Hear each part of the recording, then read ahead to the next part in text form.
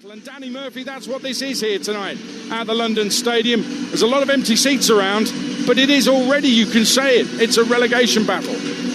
Yeah, I think you're right. The start from West Ham has been really poor. Obviously, hence the change of manager. Huge game for them in so many ways. Good result and a good performance can kickstart their season, can just start building that relationship between Nuno and the supporters. I think the need's greater for West Ham than it is for Brentford, if I'm honest. And what about Brentford? Because Keith Andrews has got this reputation as a set-piece coach. The long throws are already in place. That's their identity. What else have they got? 3 at the back, big midfield with Jordan Henderson, key in there as well. What do you make of what he's done so far? I think he's done okay. They've had some really good performances, been a mixed bag on the road. They've struggled a bit, but at home they've done really well. And I think they've got some real pace high up the pitch, which causes teams problem. They know their strengths, they don't overplay. So credit to him, he's lost a lot of good players, and there's big shoes to fill for Keith Andrews to come in replacement of Thomas Frank. So far, I think they've done okay, and he deserves a bit of credit. But I've just got a feeling there's going to be a long, hard season for them. They do look vulnerable in most games they've played to concede chances. So interesting to see how they do tonight. Really intrigued about the game. Well, it's a £50 million strike force, you're right. Thiago, 4 in 7, has really done well after his long-term out with injury after signing the Brazilian. And Schade, just 1 goal this season, the German, £22 million. Teams are in the tunnel, waiting to come out. Jarrod Bowen at the front of the line for West Ham United. And if you're Jarrod Bowen, Danny Murphy, how are you feeling? Because the pressure is on you. You have to deliver. You're the main man in this side, comfortably the best player in this team. Yeah, I think with that responsibility, sometimes it can enhance your performance, and I think with him it does. Over a period of time now he's been their best player, and I think it's fair to say that he's risen to the challenges over and over again. Tremendous goal threat, great on the counter, someone who causes problems to nearly everybody he plays against. I mean, you'd wonder where they'd be without him. Tonight's a big night for him, especially with no out-and-out striker. But I don't expect him to fail this club. He never does. He's a terrific talent, and they're lucky to have him. Well, they'd be in the Championship without him, I think it's fair to say. The bubble machine has thrown some bubbles in the air. They sang I'm Forever Blowing Bubbles, and they made a noise as well, and a big cheer right at the end as the pyro was going off too. So the fans that are in the stadium, and I'll repeat, there definitely are some empty seats around the London Stadium tonight. You can spot them. They've done nothing to hide them, by the way. They're all white. Do you think it might be an idea to play that song when they're coming out the tunnel? Well, I'm wondering why there is a delay, because it's 3 minutes to 8 o'clock. We're wondering why the teams are coming out a little bit late.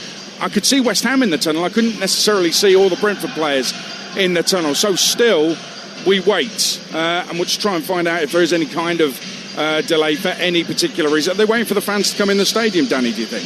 No, it's starting to fill up. I think maybe Brentford, they're out now. You can see them ready to go. So here they come. Here they come. Jarrod Bowen leads out West Ham United, and Brentford on their way out as they finally make it down the tunnel. And here come the teams onto the iconic carpet, onto the turf, as we bring you live exclusive Premier League football on a Monday night on Talksport. 2 of the bottom 5. It's a relegation 6-pointer. West Ham have lost every home game. Brentford have lost every away game. West Ham take on Brentford, live and exclusive on Talksport. And here's your commentary team. Former England midfielder Danny Murphy alongside your commentator on Talksport, Sam Matterface. Thank you very much, Adrian. Yes, it's never really felt much like home. Since they moved in 9 years ago, the place has been begrudgingly theirs. The owners and the fans have tried to improve its appearance. They've spent £250,000 just to install that claret carpet that Adrian has been talking about. They renamed the stands after iconic greats Moore, Brooking and Bonds, but it's not theirs, and it's not a football stadium. And the promise of Champions League football, like the bubbles pumped onto the pitch before kick-off, has faded and died. That's why those that are in attendance tonight are different to those who are usually in attendance. A protest, a boycott, damaged by the club's response to offer kids for £1 on all the resale tickets, has lacked a little bit of coordination, a bit like the team that have lost all 3 home games. But the fans love this club and they want more. It would be a new low if they lost here tonight. The Hammers have never begun a league campaign with 4 successive home defeats. And Brentford's players themselves appear to protest when they leave the bus stop in Hounslow. Their travel sickness has become a feature of the season, but Brentford have enjoyed more Premier League wins over West Ham than they have against any other side. And a win tonight takes them 13th and above Newcastle United. Only the most thumping of wins gets West Ham out of the relegation zone. West Ham's team is a slightly strange one, maybe down to the fact that they've been able to work with Nuno Espirito Santo during the course of the international break. Areola is the goalkeeper, 5 changes to the outfield. Walker-Peters is one of those, he's a right back. Todibo, Kilman and Scarles are the back 4. Then it's Souček and Irvin, the 2 holders in midfield, with Bowen, Paquetá, Fernandes and Somerville. Brentford have Kelleher in goal, Ayer, Vandenberg and Collins as the back 3. Coyote and Ouattara the wing-backs, Henderson, Yarmouk and Damsgaard behind Thiago and Sharda in attack. If you're wondering who's playing up top for West Ham United, you aren't the only one. All the fans in here scratching their heads as to why there is no out-and-out forward with Callum Wilson on the bench tonight. No Malik Diouf at left-back this evening either. And Andy Madley is taking charge with the whistle. Jared Gillett is the VAR. But due to the impact of today's global AWS outage, you might well have experienced this if you've been using Snapchat, Danny, today. No, I know about it, but I haven't been using Roblox. Snapchat. No. OK, this evening's match is going to begin without the use of semi-automated offside technology. If required, the VAR will use virtual offside lines, as in previous seasons, to determine an offside decision. If it becomes available during the game, it will be implemented when appropriate. Slightly different. Hinge wasn't affected, was it? That'd mess me up. I didn't want to bring it up. As you can tell, Danny spoiled my evening. Danny Murphy is here. And by the way, if you want to download the Talksport app, you can swipe left and right for Talksport and Talksport 2.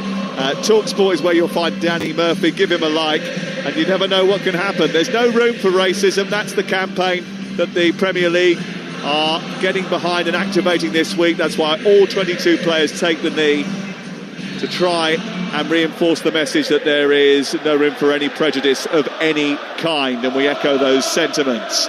We're off and underway with Brentford in light blue attacking the goal away to our left. It's claret shirts and white shorts for West Ham, who immediately, after winning the ball, go on the attack with Somerville. He accelerates at pace down the right-hand side, finds Paquetá, looks for the return, and then it's bumped behind by the retreating defender Jordan Henderson, getting back to help out his back 4 and nudged out for the first corner of the game inside the first 30 seconds of the match. Brilliant counter. Brilliant from the front 3. Paquetá, Somerville and Bowen linking up. Really good, because obviously Brentford had the kick-off and tried to go long. It was really clever. Well, the first corner of the game, and we know about the threat that Brentford had from set pieces, is going to be taken by Irvin, in the team for the first time since February from the start. Sends the ball to the back post, it's half-headed away. Somerville retrieves it on the left side of the box. It's back in by Paquetá, glanced away by Walker-Peters, then picked up on the right-hand side where it's collected by Irvin. Now Bowen has it in the penalty area, turning and twisting and getting the crosser into the box. Ayer puts it behind. It's another corner for West Ham, who have started positively, despite the fact that there are a lot of white empty seats visible inside the London Stadium tonight. Corner kick taken left side. Irvin's last delivery went over the head of Caoimhin Kelleher in the Brentford goal. And again, it goes deep towards the far post, and it's glanced behind and away by Sharda. And actually, he had no one behind him, and he could have let that go out for a goal kick, but he didn't get a shout. It had beaten Kelleher again, who had got trapped on his goal line and a little bit too close to Max Kilman. And it goes out the other side and away for another corner, Danny. Yeah, it was actually the right thing to do. If you're not sure, put your head on it, regroup, defend the next one. This one's from the other side, and again Andy Irvin is given the responsibility, left-footed. He floats this one towards the penalty spot. It goes straight to Jordan Henderson. His chest trap isn't effective. He manages to try and shepherd the ball out wide towards the right, but Ouattara can't get it clear, and West Ham have it back again, edge of the penalty area. They retreat to halfway. Walker-Peters plays it left, and then Irvin sees it back to Areola, who replaced Hermansen after just 4 games of the season. And he kicks long towards Paquetá, who tries to win a header and then chase that header into the corner. But despite getting above Ollie Scarles, above the defender on the left-hand side, Nathan Collins. It goes out of play and away for a goal kick away to our right. 0-0. Interesting to see the Brentford lineup. Looks like a back four with Ayer on the left back, I should say. We thought they'd go with a 3. Looks like a 4-3-3 with Sharda on the left, Ouattara on the right. Slight shift in formation. They've done that actually over the course of the season. They have, earlier in the campaign, they went to a 4, and they retreated into 5s against Manchester United and against Manchester City. Keith Andrews, quite a flexible coach. He knows that he has had to come up with alternative ways of approaching matches in the absence of key personnel departing in the summer. It was a very different Brentford he took over to the one that he was the set-piece coach for last season. Ball out towards the far side. West Ham in possession deep inside their own half. It's forward by Kilman to the halfway line. A little touch and dab by Somerville. Does well. Brings Paquetá into play. He steams through the centre of the pitch and goes up towards the midpoint of the opponent's half. He gets to the edge of the area and gives it back towards the edge of the box, and Matheus Fernandes then tried to lay that off to Paquetá. The second attempt, it didn't quite come off, and it was cleared by Brentford, who have it now on halfway, and Igor Thiago is breaking down the right. Coyote, I think he's down over on the far side, but Ouattara is continuing here. Sharda into the penalty area, left-hand side. Oh, it was a weak effort. I think he was stretching and miskicked it. It went out of play, but there's a serious problem over on the far side for Coyote, who is down after a collision. And the play continued around him, and he wants some treatment, and he's still yet to get it. Great start to the game, end-to-end stuff. It was West Ham breaking first and foremost. Fernandes, he played the wrong ball. He played Paquetá on the right. He had 2 options on the left. He had Bowen and Somerville, and they had man over. He didn't get his head up. Bowen wasn't best pleased, and then they broke away, Brentford. And Sharda, you expect him. We've seen him in that position many times. Inside left position, getting inside the box. Can't wrap his foot round it. Poor finish, really, from him. Because I like him. I think he's a super talent. Very open start, though. Yeah, open start to the game. Kevin Sharda, who has already scored once this season. 1 goal in 9 Premier League appearances either side of the summer. He got 12 goals last campaign. He had the best chance of this game so far, stretching and sending it into the side netting.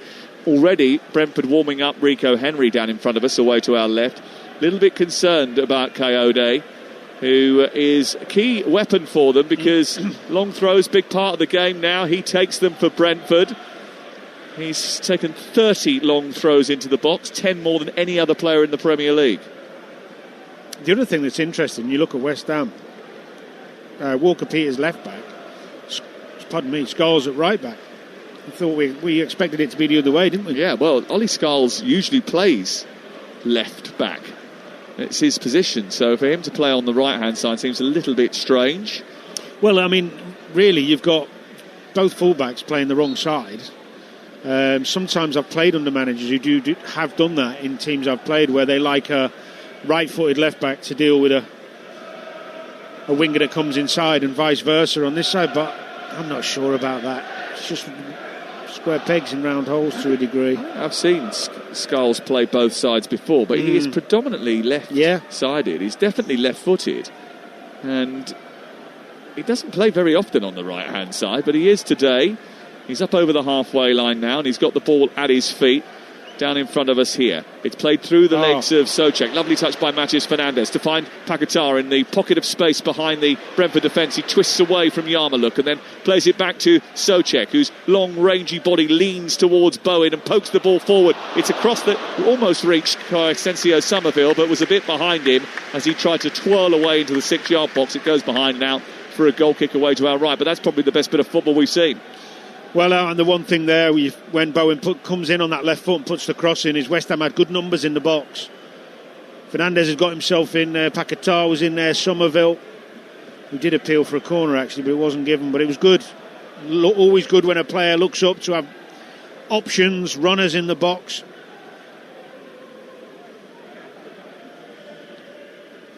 I can't work out whether they're birds above our head or bats.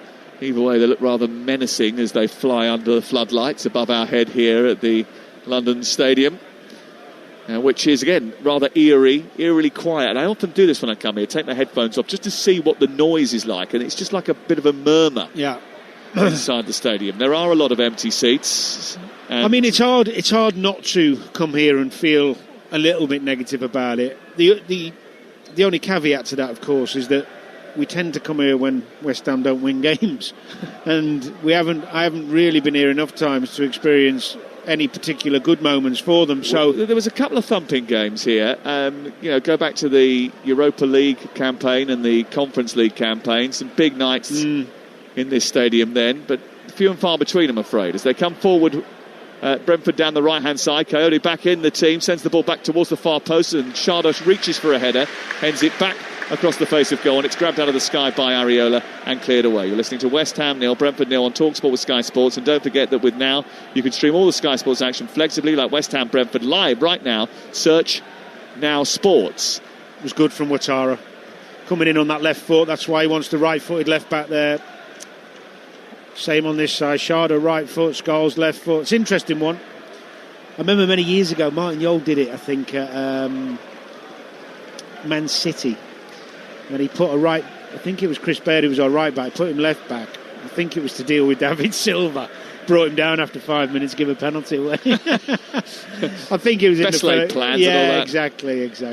Here is Coyote again, moving forward on the right-hand side, a bit better than he has been recently, towards the far post. Sharda with a header, it loops towards the far post to the other side of the 6-yard box and loops over the top of the crossbar and goes out and away for a goal kick. But Coyote getting a little bit of space over on that right-hand side. And I think with Ouattara darting into an advanced position and Walker-Peters having to try and look after him, that gives a little bit of extra space for Coyote to get down the outside.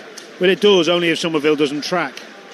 And Somerville's got to get back with him. He can't expect one of the central midfielders to get out to him.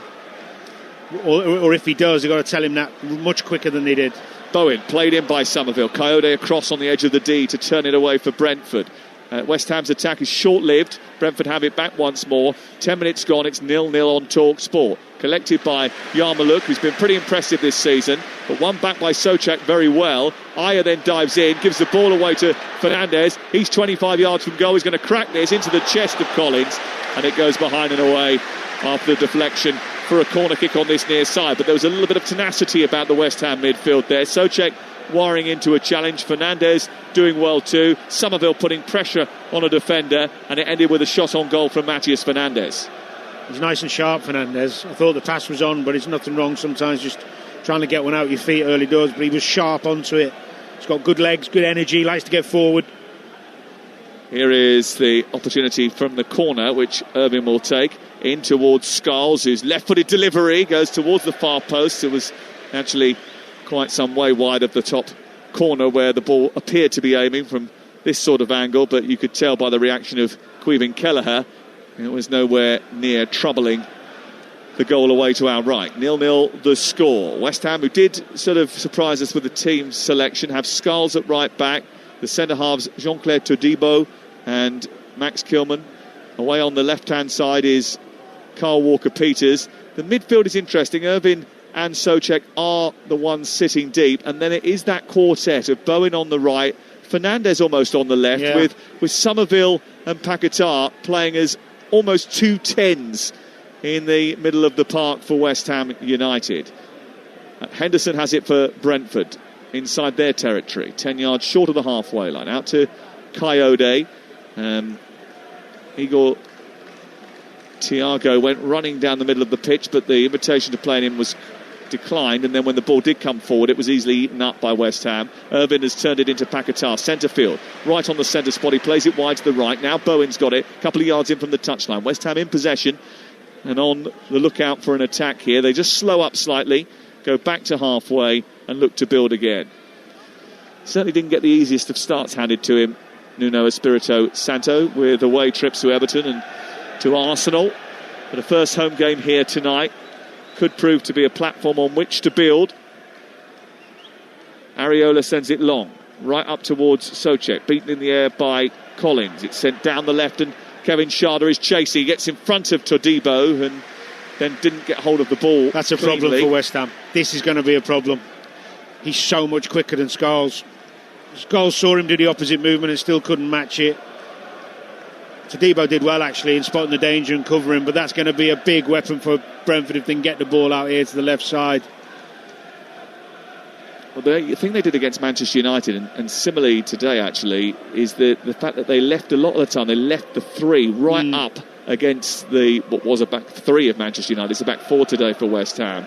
And that meant that any ball over the top, they fancied themselves in a foot race. And I think they probably will do today as well. Here is Irvin in midfield, winning the ball for West Ham, sending it back to Todibo. Then it's square to Kilman, who's being pursued by Thiago. Thiago did enough to sort of put him off, but Somerville is waiting for the delivery from Walker-Peters from the left-hand side. Didn't quite come, so it went infield to Irvin instead. Now out to Scarles. Now it's with Somerville, wearing gloves tonight. Into Irvin, the Scot coming forward through the legs of the defender by Bowen to keep things moving. Edge of the area now is Matheus Fernandes, and he just tried to touch too many, and Yarmoliuk picked his pocket and charged up towards halfway. And now they turn defence into attack here, Brentford. And Henderson, whose 2 assists this season have come from long raking passes forward, decides to go short and backwards and to keep the ball moving and to keep Brentford on the front foot. 0-0. It's good that from Somerville. He tracked Henderson all the way back. Nice and bright in terms of their work ethic and filling in holes. It's a decent start for both teams, really. Both look at it. Two teams' first deployment after the international break. The international break, which saw a lot of their squads go off to different pastures around the world. A lot of the players that went on international duty for West Ham on the bench tonight. Here's Yarmoliuk of Brentford in possession.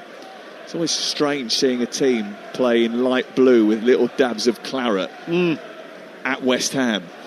Weird, especially if it's Brentford. Ball sent forward looking long for Thiago. Good ball by Damsgaard, who picked him out. He lays it off to the right.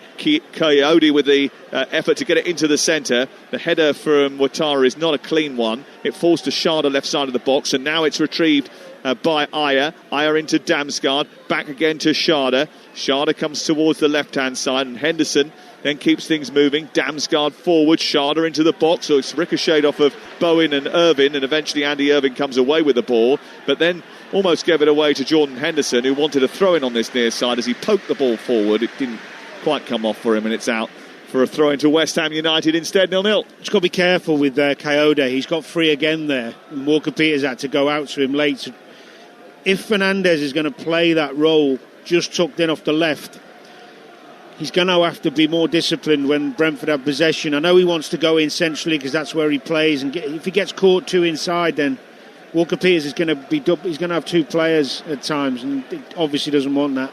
Oh dear. Oh, giving the ball away cheaply, West Ham, and Schade almost got hold of it.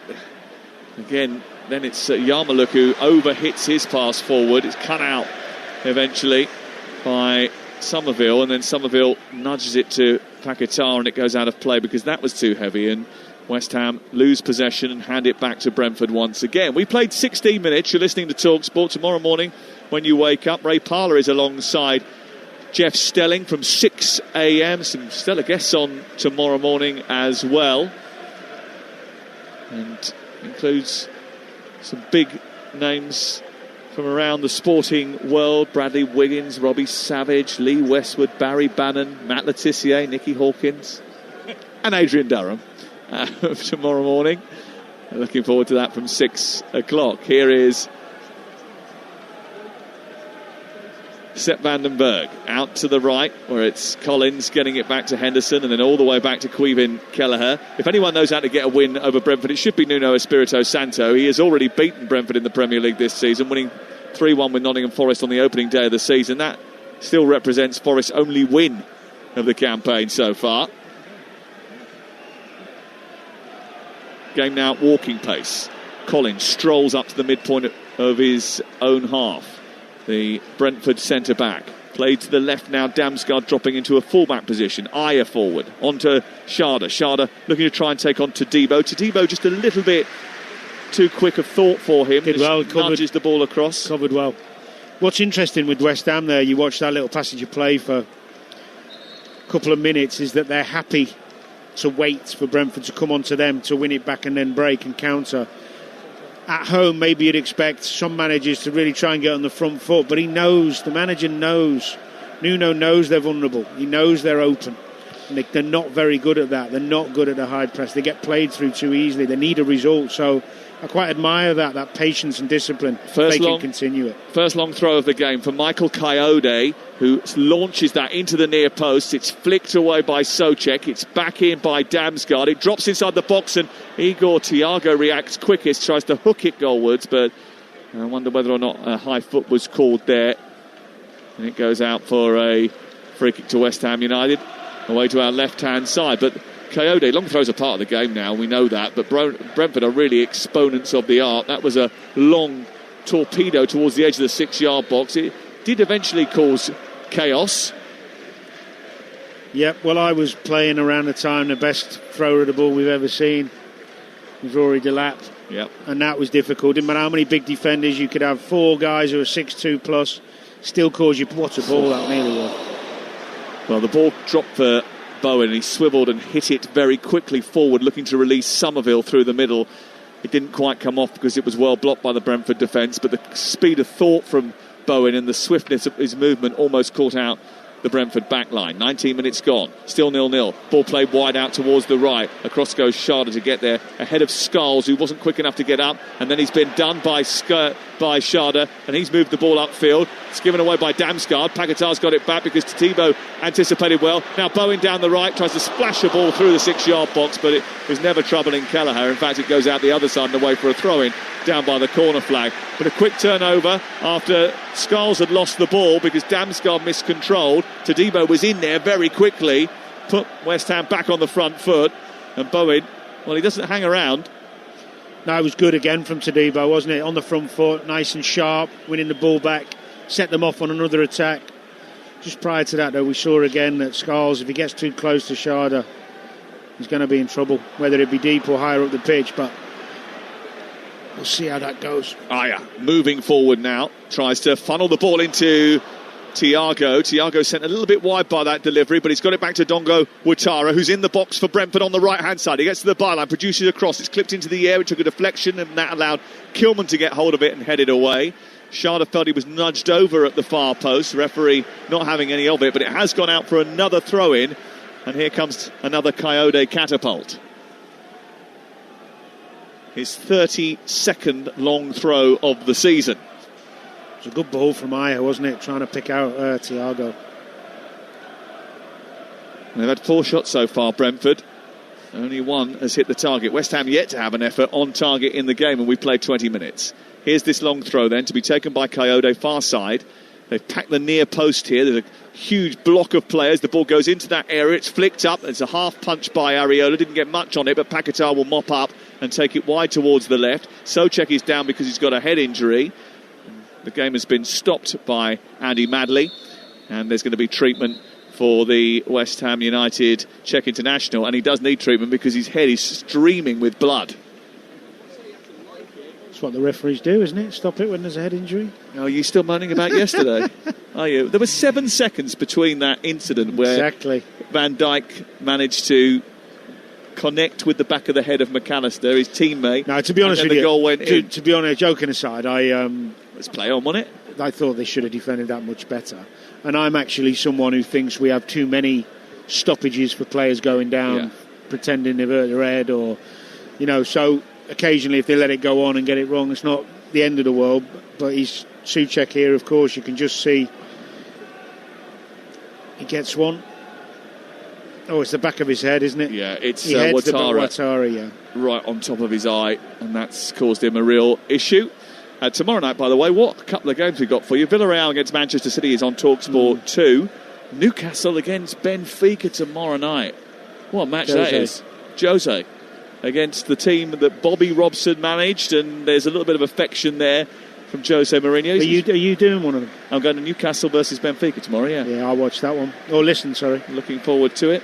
Frankfurt versus Liverpool in the Champions League is Wednesday nights offering, and Monaco Tottenham the same time. And bumper day on Thursday.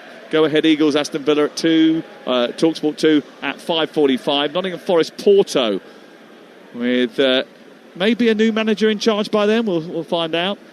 Crystal Palace against Larnaca is on Talksport 2 at 8 o'clock that night. Friday night, Leeds against West Ham. We're looking forward to that one.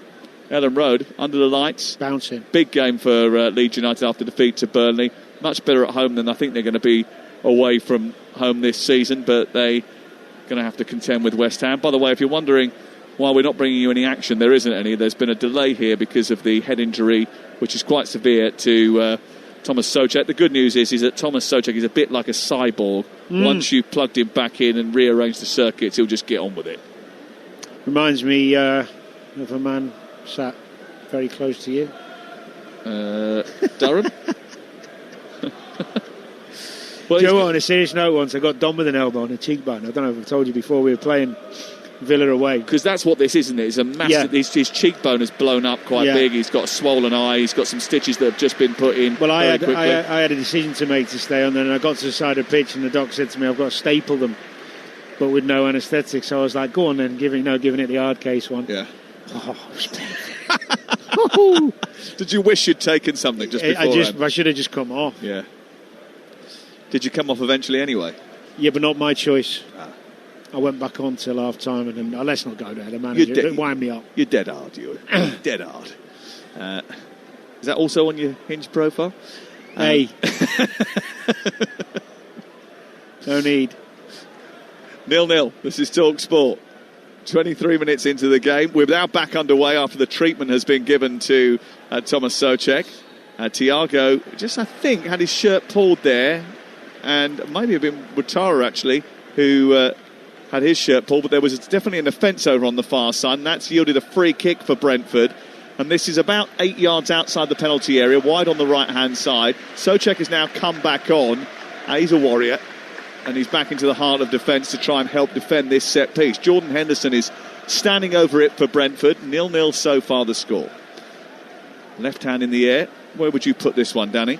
Well, you want to tease the keeper. Don't put it close enough, but in that corridor between the penalty spot and the 6-yard line normally would be the gauge. Well, Collins is up from the back, and it's sent in by Henderson into that area, and Collins does connect with it first time, but it goes over the top of the crossbar and out and away for a goal kick. It's currently West Ham 0, Brentford 0, and for the latest odds you can head to Ladbrokes, where right now you can get West Ham to win the game at 8-5, Brentford 7-4, the draw is 2-1. That's all thanks to Ladbrokes 18+. BeGambleAware.org. I suppose West Ham fans would have come here tonight, the ones that have come here, hoping that the new manager has used that international break to good effect to drill this team in defending, especially from those set pieces, taking stock, getting them primed so they stop conceding goals. But Brentford are coming forward again. They've had more opportunities, and Thiago trying to get the ball into the box, this time a little bit too heavy. Ouattara has to scurry out to the far touchline. He's joined by Coyote, declines the invitation to play him in and gives it to Yarmulke. Now it goes wide again. Coyote has got it now, right edge of the area, looks to get a cross in, then stops, goes back. Ouattara sends it forward. Damsgaard back out to Coyote, back to Ouattara. Good football from Brentford. Still Ouattara in the area, produces a cross, looking for Thiago. Once again, doesn't get there. It's put behind by Souček, and it's out for a corner, far side. Good football by the visitors. Really good, growing into the game. Their front three look a real threat, don't they? I mean, Ouattara, he's quick, he's got good touch, nice close control. I was talking to, we had Lee Dykes on one of the shows last week, I think it was, and he was speaking very highly of Ouattara, and obviously they've done their work on watching him over a period of time. Corner kick, far side. Sent in towards the near post. It's missed by Christopher Ayer. Lee Dykes, the technical director of Brentford. Someone who's worked in the recruitment department there for a long time. Friend of the station. Here is Coyote, who's created 3 chances in the game already, which is quite impressive for a right back in the first 27 minutes in an away game. Well, definitely when you consider the West Ham fullbacks have hardly left home in terms of that shape, which I understand. You know, Nuno wants this team to be more resilient and difficult to beat, so you can't really be asking your fullbacks to bomb too much. But when you think of Wan-Bissaka and Diouf, much more proactive when they've got the ball. They don't have that threat at the moment. Well, they started off on the front foot, West Ham United, but it's been a long time since they ventured away from their own half of the field, and they've got problems here as Ayer breaks down the left once again into the path of Ouattara. It was a little bit underplayed there by Ayer, and that just invited a challenge, but they've got it back again, and Ouattara's going to get hold of this too, and he steered it into Thiago, back towards Yarmouk. Schade is the target, across comes Todibo, edge of the area, and clears it away. But there's more intensity and hunger about the away team at the moment. It's poked forward towards Damsgaard, who can't keep it in on this left-hand side. It was a bit of a hopeful pass out to him anyway by Nathan Collins, but certainly in the last 10 minutes or so, Brentford have started to take a grip on this game. They have. They found their feet, more comfortable in what they're doing at the moment.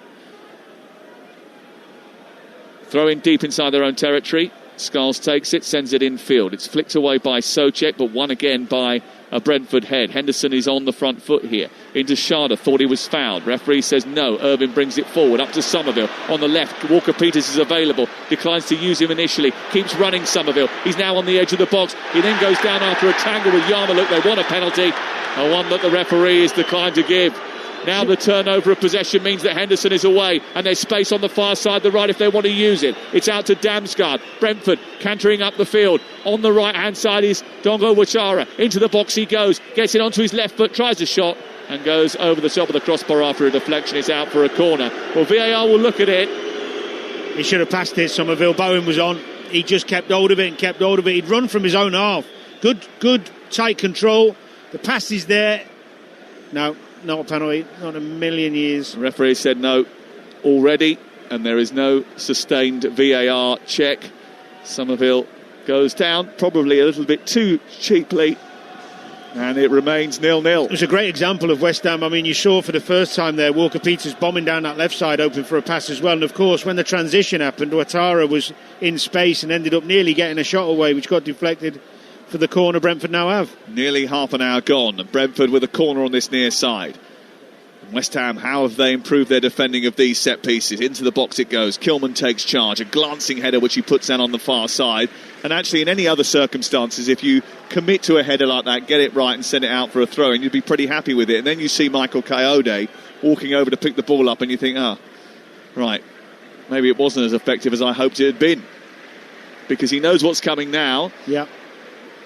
From that right side, although they've taken this one short to Henderson. Henderson has given it back to Kayode. His cross into the box is dollied up, flicked, and then onto the back post where Thiago has hit the top of the crossbar.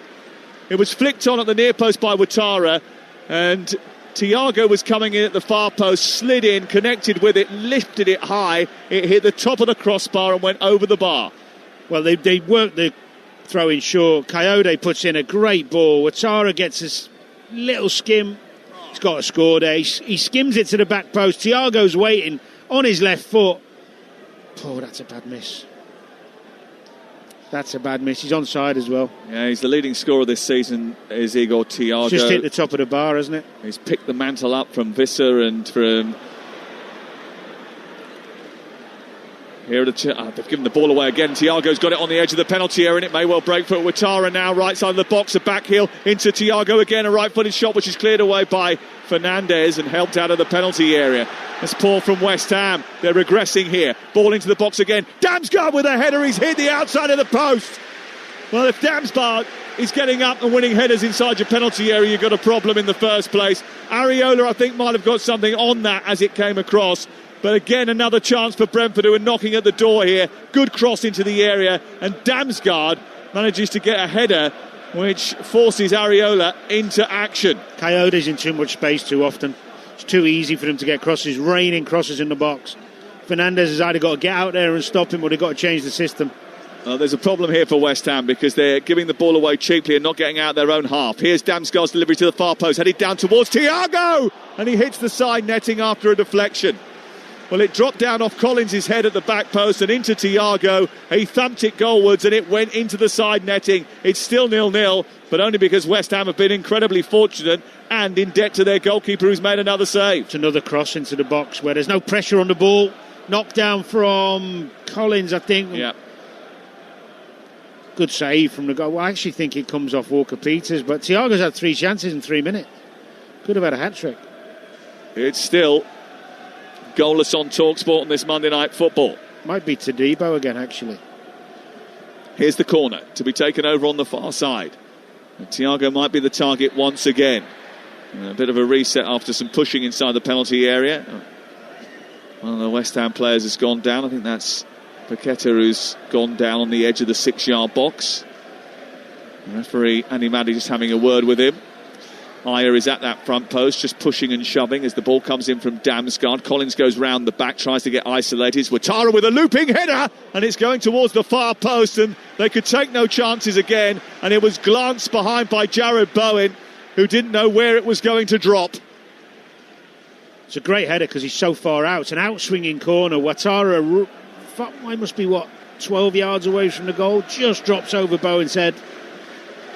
Out for another corner, but it just feels as if Brentford are ramping up the pressure, and it's only a matter of time before they break the deadlock. Into the near post it goes. It goes behind Thiago this time, who went flying in. Out of the penalty area to the other side. But who's first to it? A Brentford shirt.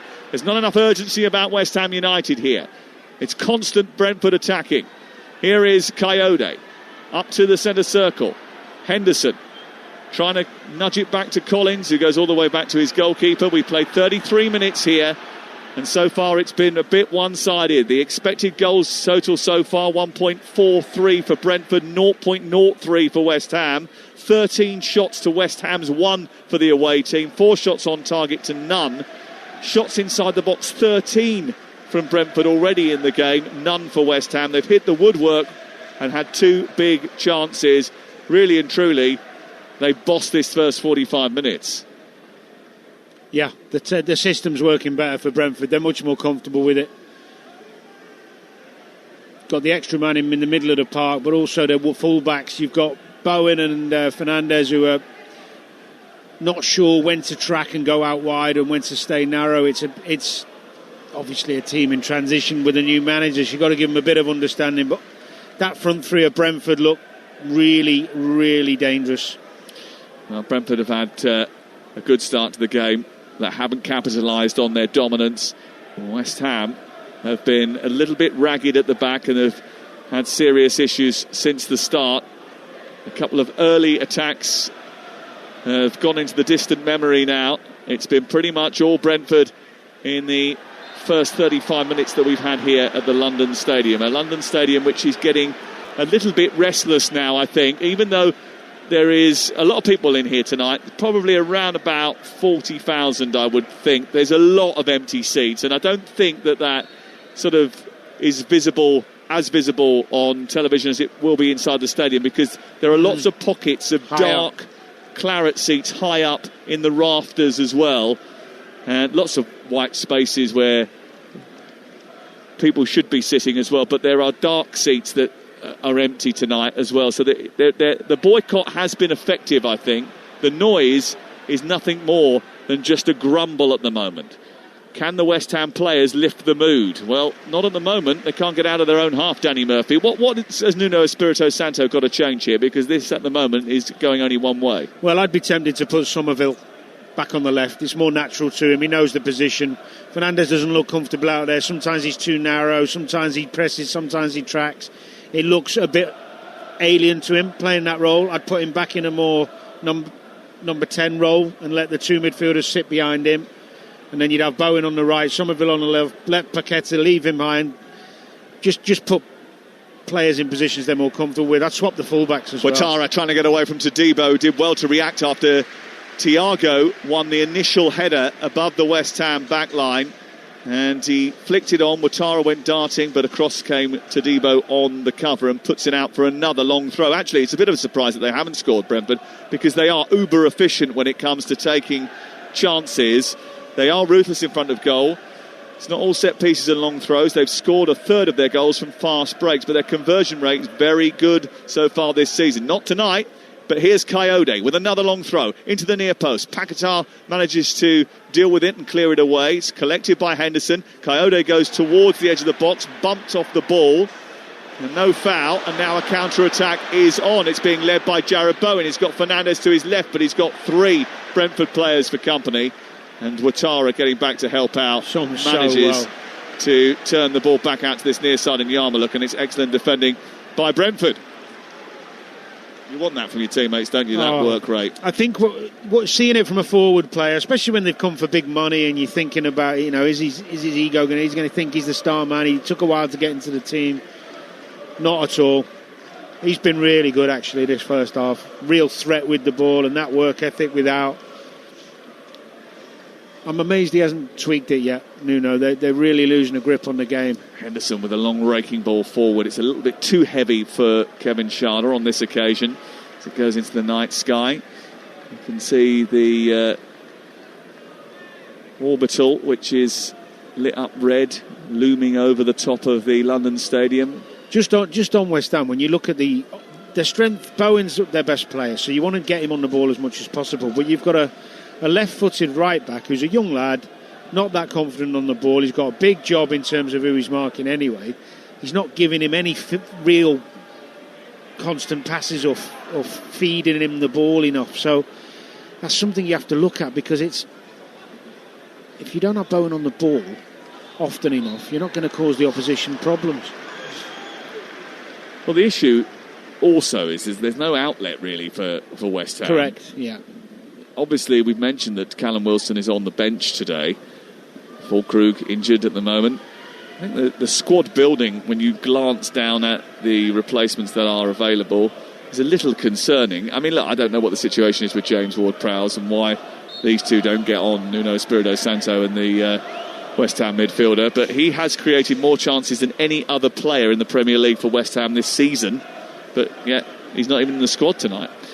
It can be misleading because he takes all the set plays, so you can get your numbers up like that. Hence the fact I used to ask to take all the set plays. they still count, though, don't they? They do, yeah. And it sounds something a bit more than football, doesn't it? But ultimately, the balance is wrong, I think, looking at the team now and the roles he's asked the players to do. I'd be amazed if it wasn't changed at half-time. I mean, this is a pretty poor performance so far from West Ham United. 5 minutes to go before the break, maybe a little bit shade over that. A corner for Brentford once again. Damsgaard is going to take this right-footed. It'll be an in-swinger. There's 2 on the goalkeeper, 3 at the back post. They start moving now. Thiago's at the back post. He's headed down, and somehow Ouattara has missed a clear header from inside the 6-yard box. They've missed so many chances. West Ham have been so fortunate not to concede. Great ball in, great pace. Comes in on the back post. Poor. He's fuming with himself because we know he's better than that. He's just got to head it back towards the goal. Just skims off his head. Well, if there wasn't a boycott before the match, there might be one at half-time. There is a feel of sort of mutinous behaviour in the air. Header away by Collins. It's dropped down for Ouattara. Again, it's coming forward. Again, overhit by Brentford. I think Keith Andrews actually will be fundamentally absolutely gutted that his team haven't got on the score sheet, Danny. He will, but he'll also be delighted in the fact the balance looks good. Their plan's working, they're playing with confidence, they've grown into the game, they weathered that little bit of an early flurry from West Ham. They look the more likely constantly. So poor from West Ham as Brentford come forward again. Yarmulke being released down the right-hand side after a battle was won in midfield by the Brentford midfield, shrugging off Irvine, and Yarmulke was involved in that, so was Damsgaard. He then went on and got down the right-hand side. They swept and cleaned it up with Carl Walker-Peters, and it goes out for another throw-in. And this one to come from Coyote. They've only scored from one long throw-in this season so far, and that was at the end of the game against Chelsea, and it was a vital equaliser they got from that. Can they get one before half-time here? 41 minutes on the clock. It's 0-0. Into the near post. A flick on by Aya. Comes back to the edge of the area. Missed kick by Yarmulke. A jeer from the crowd. It didn't look pretty. He then manages to get his composure back and send it back towards Aya, who's inside the penalty area. Again, you know, it's okay winning the first ball, the second ball, but they're not winning any balls here, West Ham United. Whenever the ball drops inside the box, it's always a Brentford player who gets there. They want it a little bit more. There's more just out-muscled aggressiveness. Just out-muscled Scholes. He was out-muscled by Aya, who's a huge man. It can happen. It's not just the set plays and the crosses. It's Here's Damsgaard inside the area from the short corner this time. Gets to the byline, produces a cross, a deep one at the far post. It's headed goalwards. It doesn't quite catch for Ouattara again, who got up there brilliantly. And then it goes out of this penalty area and out the other side, and Coyote tries to make something of it, but he's going laterally rather than forward. It goes back in from Damsgaard. It's helped on by Aya. Schade tries to get there. Kilman just hits it anywhere just to get it away from harm's way, because West Ham are desperate at the moment.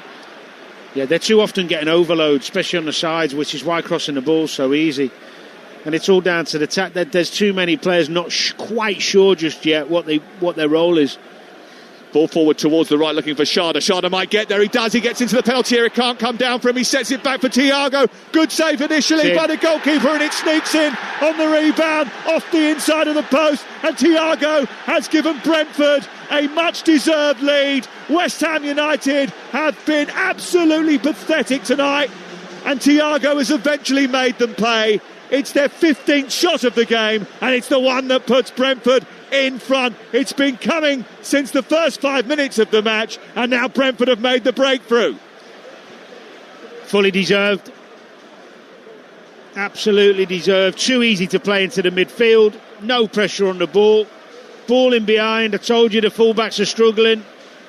Schade gets in behind Walker-Peters, decides to lay it off to Thiago. And just as he hits it, gets a tiny deflection. I don't know if it's off the keeper's hand, actually. Yeah, it comes off the keeper's hand. That changes the direction of the ball. It then sort of bounces agonisingly towards the goal, hits the inside of the post and goes over the line. The goalkeeper did get something on it and looked as if he saved it, but he used one hand. Did he need to be stronger there? I'm not sure. I'm not even sure he was going in, but the goal's deserved. He's had a hat full of chances, Thiago, and he gets a bit of luck on that one, but he won't care. Thoroughly deserved the lead. Not sure who played the ball through. It's a terrific ball in behind. That's a weapon for them with the pace they've got. Be looking to play that even more. All eyes leaning towards David Sullivan, Jack Sullivan, who are sitting in the directors' chairs tonight. Well, we talked about it before. We were all shocked about the selection. I mean, he's got Wan-Bissaka and Juve, two terrific fullbacks, one-on-one against pace. They'd be playing for me. I don't care where they've been flying in from. And if Somerville's, he's a winger, he's had his best games on the wing. Playing him up front with Paquetá, there's no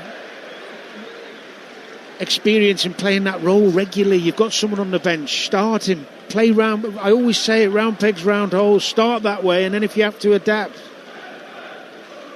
It's been dreadful from West Ham. Here is Damsgaard over on the right-hand side. Now collected by Souček. Kilman forward, headed across by Coyote.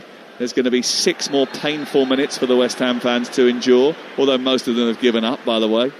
In fact, actually, 2 supporters came down the stairs alongside us when initially that goal went in, turned to you and waved. I don't think they're coming back. Probably not. Probably not. I think, look, there's always criticism when a team plays badly, understandably so, and you can see that he's trying to play a certain way and keep them narrow and compact, but they're not sure. Some of the players in the roles they're in aren't sure on it.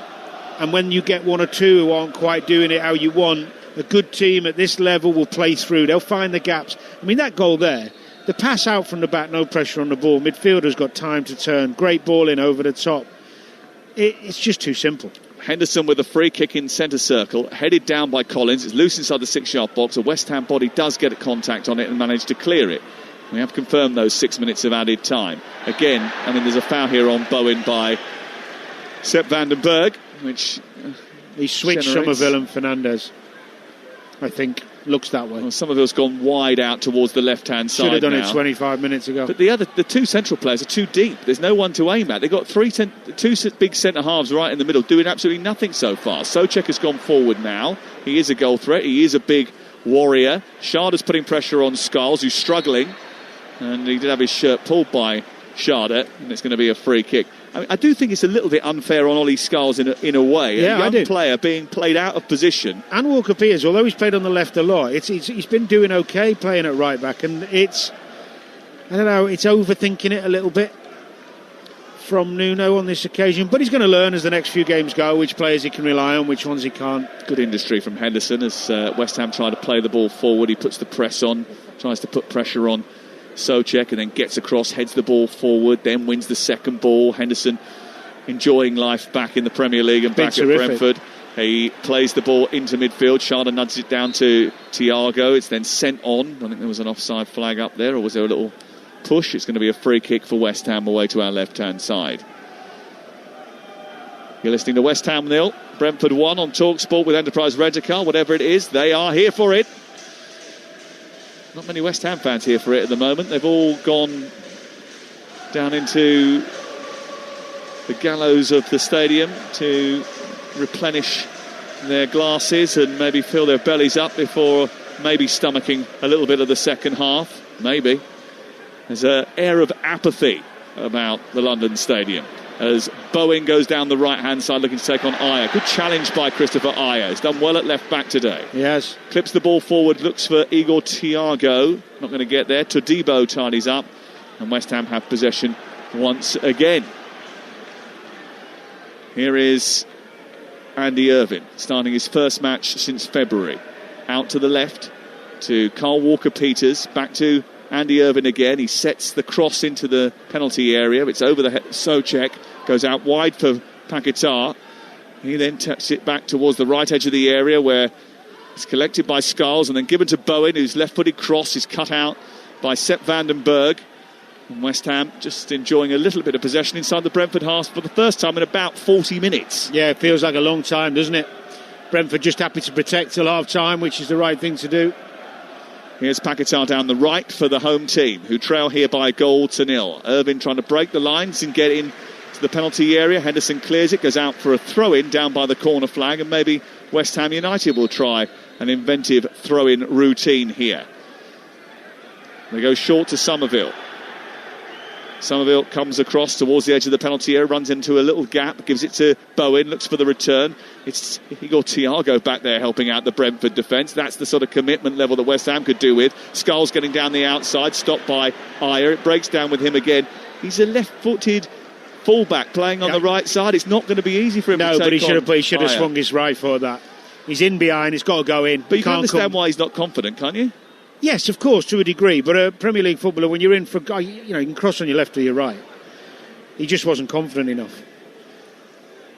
Ball's come kindly for Souček from Bowen. Bowen edge of the area. Left-footed shot in towards the far corner. Saved by Kelleher down low to his right to turn it round the post and protect the Brentford lead. I mean, nothing much has happened for West Ham, but you can imagine that if it's going to come from Jarrod Bowen. And there wasn't much on there when he received the ball back to goal. He dabbed it off to Souček, got the return, and then very quickly unleashed a shot left-footed towards the far corner, which Kelleher did brilliantly to get down and push behind for a corner.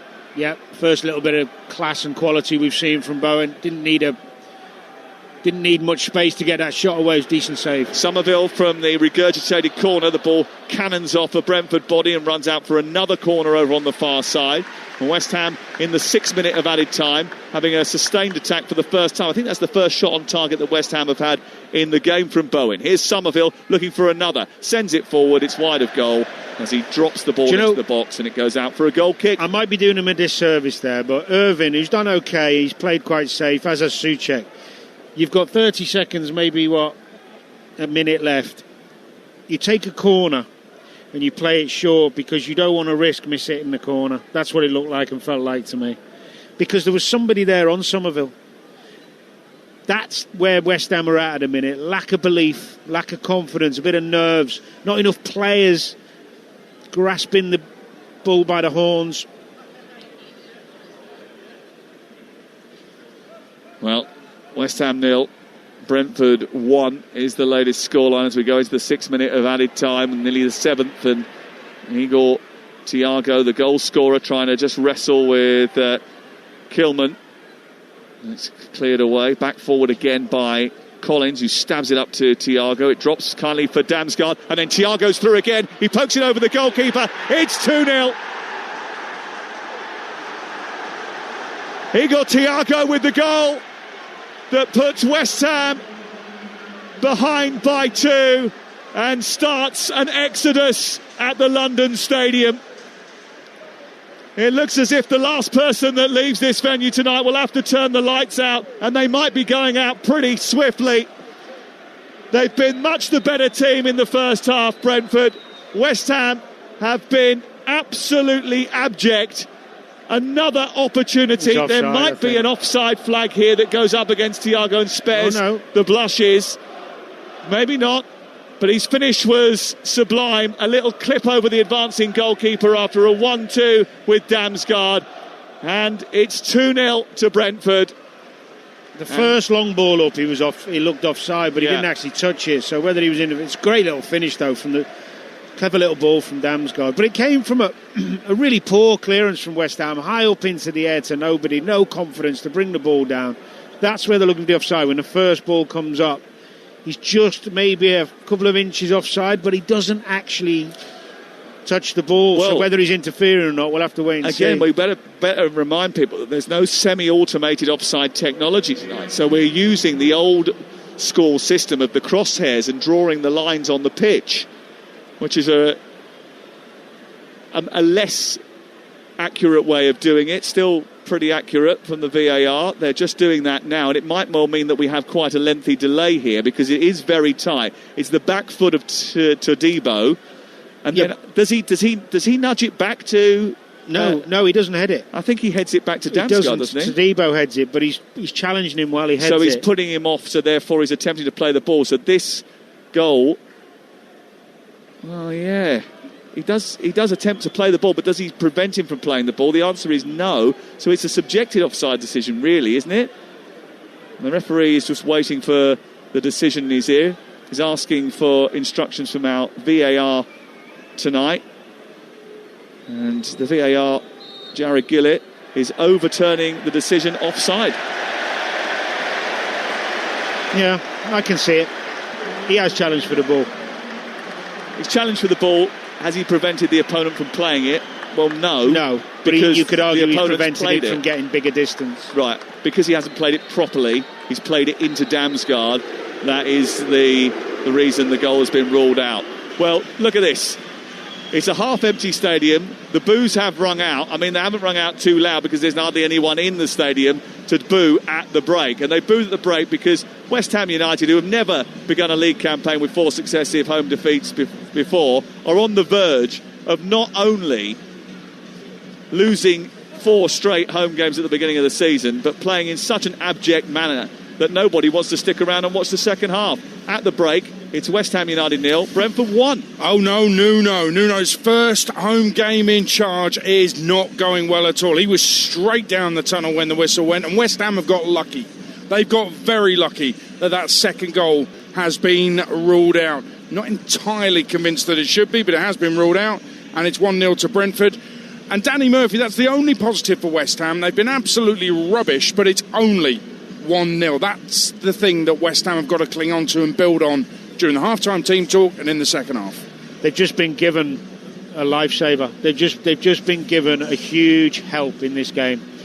Now, the manager's got to help the team as well because too many of them look a little bit lost.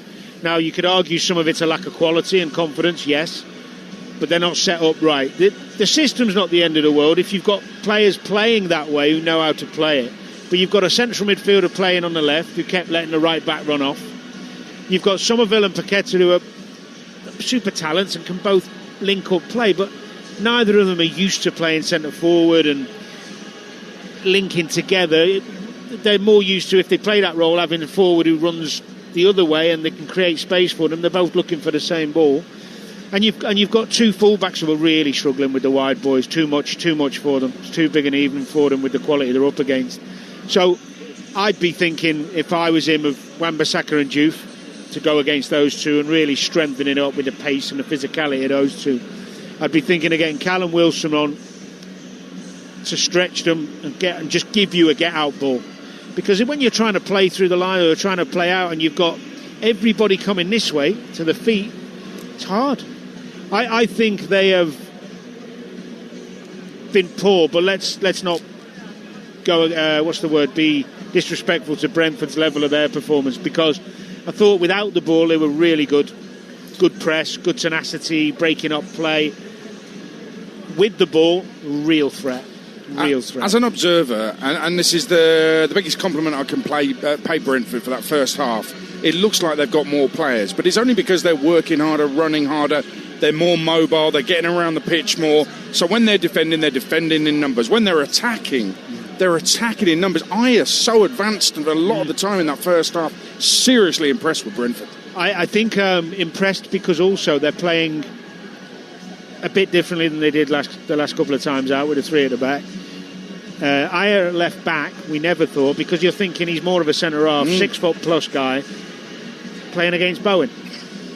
It's a little bit, you're kind of thinking, is that going to work? But he's been so positive. The middle of the park as well, just that, Henderson getting on it, experience, Yarmouk looks a good player, fit as a fiddle. And Damsgaard just grows. The more you see him, the more he grows on you. The little intelligent passes round the corner, the dropping in at the right times. Sometimes when there's no space centrally, drifts out wide. But ultimately, Brentford's strength's that front three. when you watch them play, you can see they're a threat in behind. They're both, the wide boys both don't mind dribbling with it, strong, keeping it. And the lad up top, he's a bit raw, and he should have had 2 or 3 really, but he's a threat. Oh, absolutely. From the half-hour mark, get this, 30th minute, Thiago hit the bar. 31st, Damsgaard's header it forced a good save. 32nd, Thiago close-range shot side netting. 33rd, Ouattara's header diverted wide by Bowen. A lot of Brentford pressure. West Ham simply couldn't cope. 40th minute, Ouattara with a free header that went wide. He really should have scored. So they could be 4 or 5-0 up. West Ham have been that bad.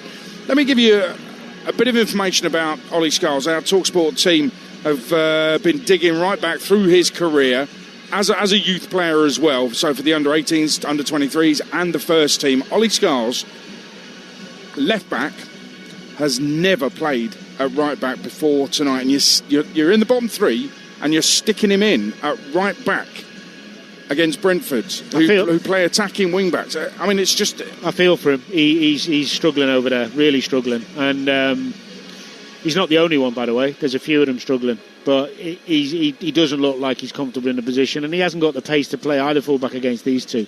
These two wide players are really super quick and super dangerous. And that's why you need pace against pace in this type of game. And he's got 2 of them on the bench. So bring them on. It's crazy. 113 games, 17 for the first team, never played at right back. Extraordinary. We've heard from PGMO on that disallowed goal. Offside in the build-up. The lines were drawn as per last season without the semi-automated. It deemed Thiago challenged the opponent, so was interfering despite not playing the ball.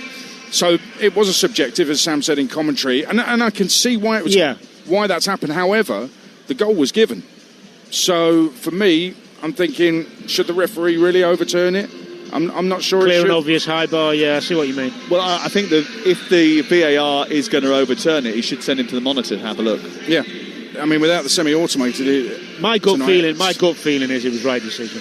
Because I think he'd have cleared it much further if he hadn't jumped into it.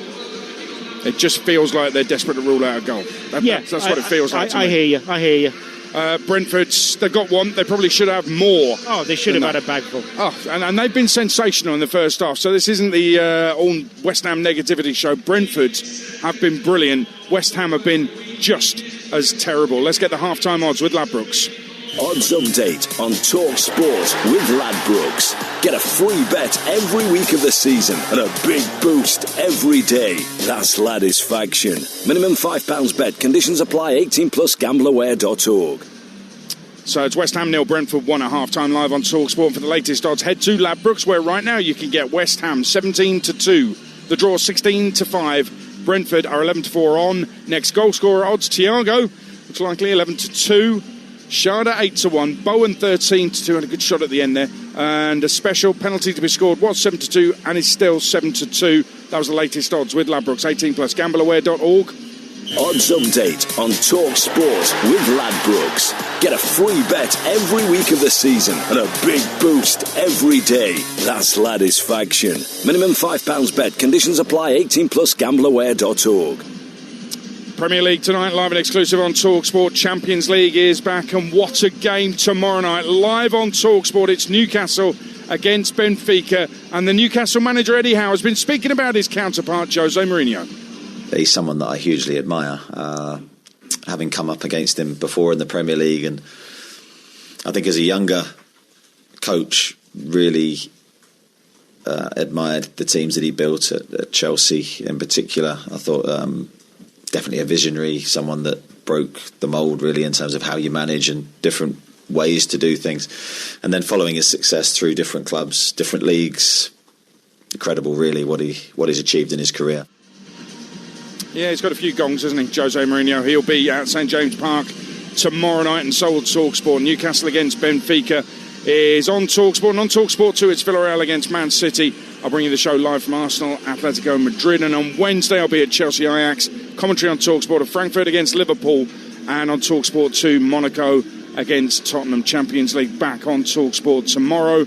And on Wednesday as well, here at the London Stadium, just checking to see if Ian Abrahams has left early, like a lot of the West Ham fans seem to have done. They have boycotted, and those that have come to the game, they have already left. It feels like the players have left as well. They trail Brentford by 1-0. Will there be some life shown in the second half from the Hammers? It's coming up next on Talksport. Kick off on Talksport with Ladbrokes. 18plusgambleaware.org.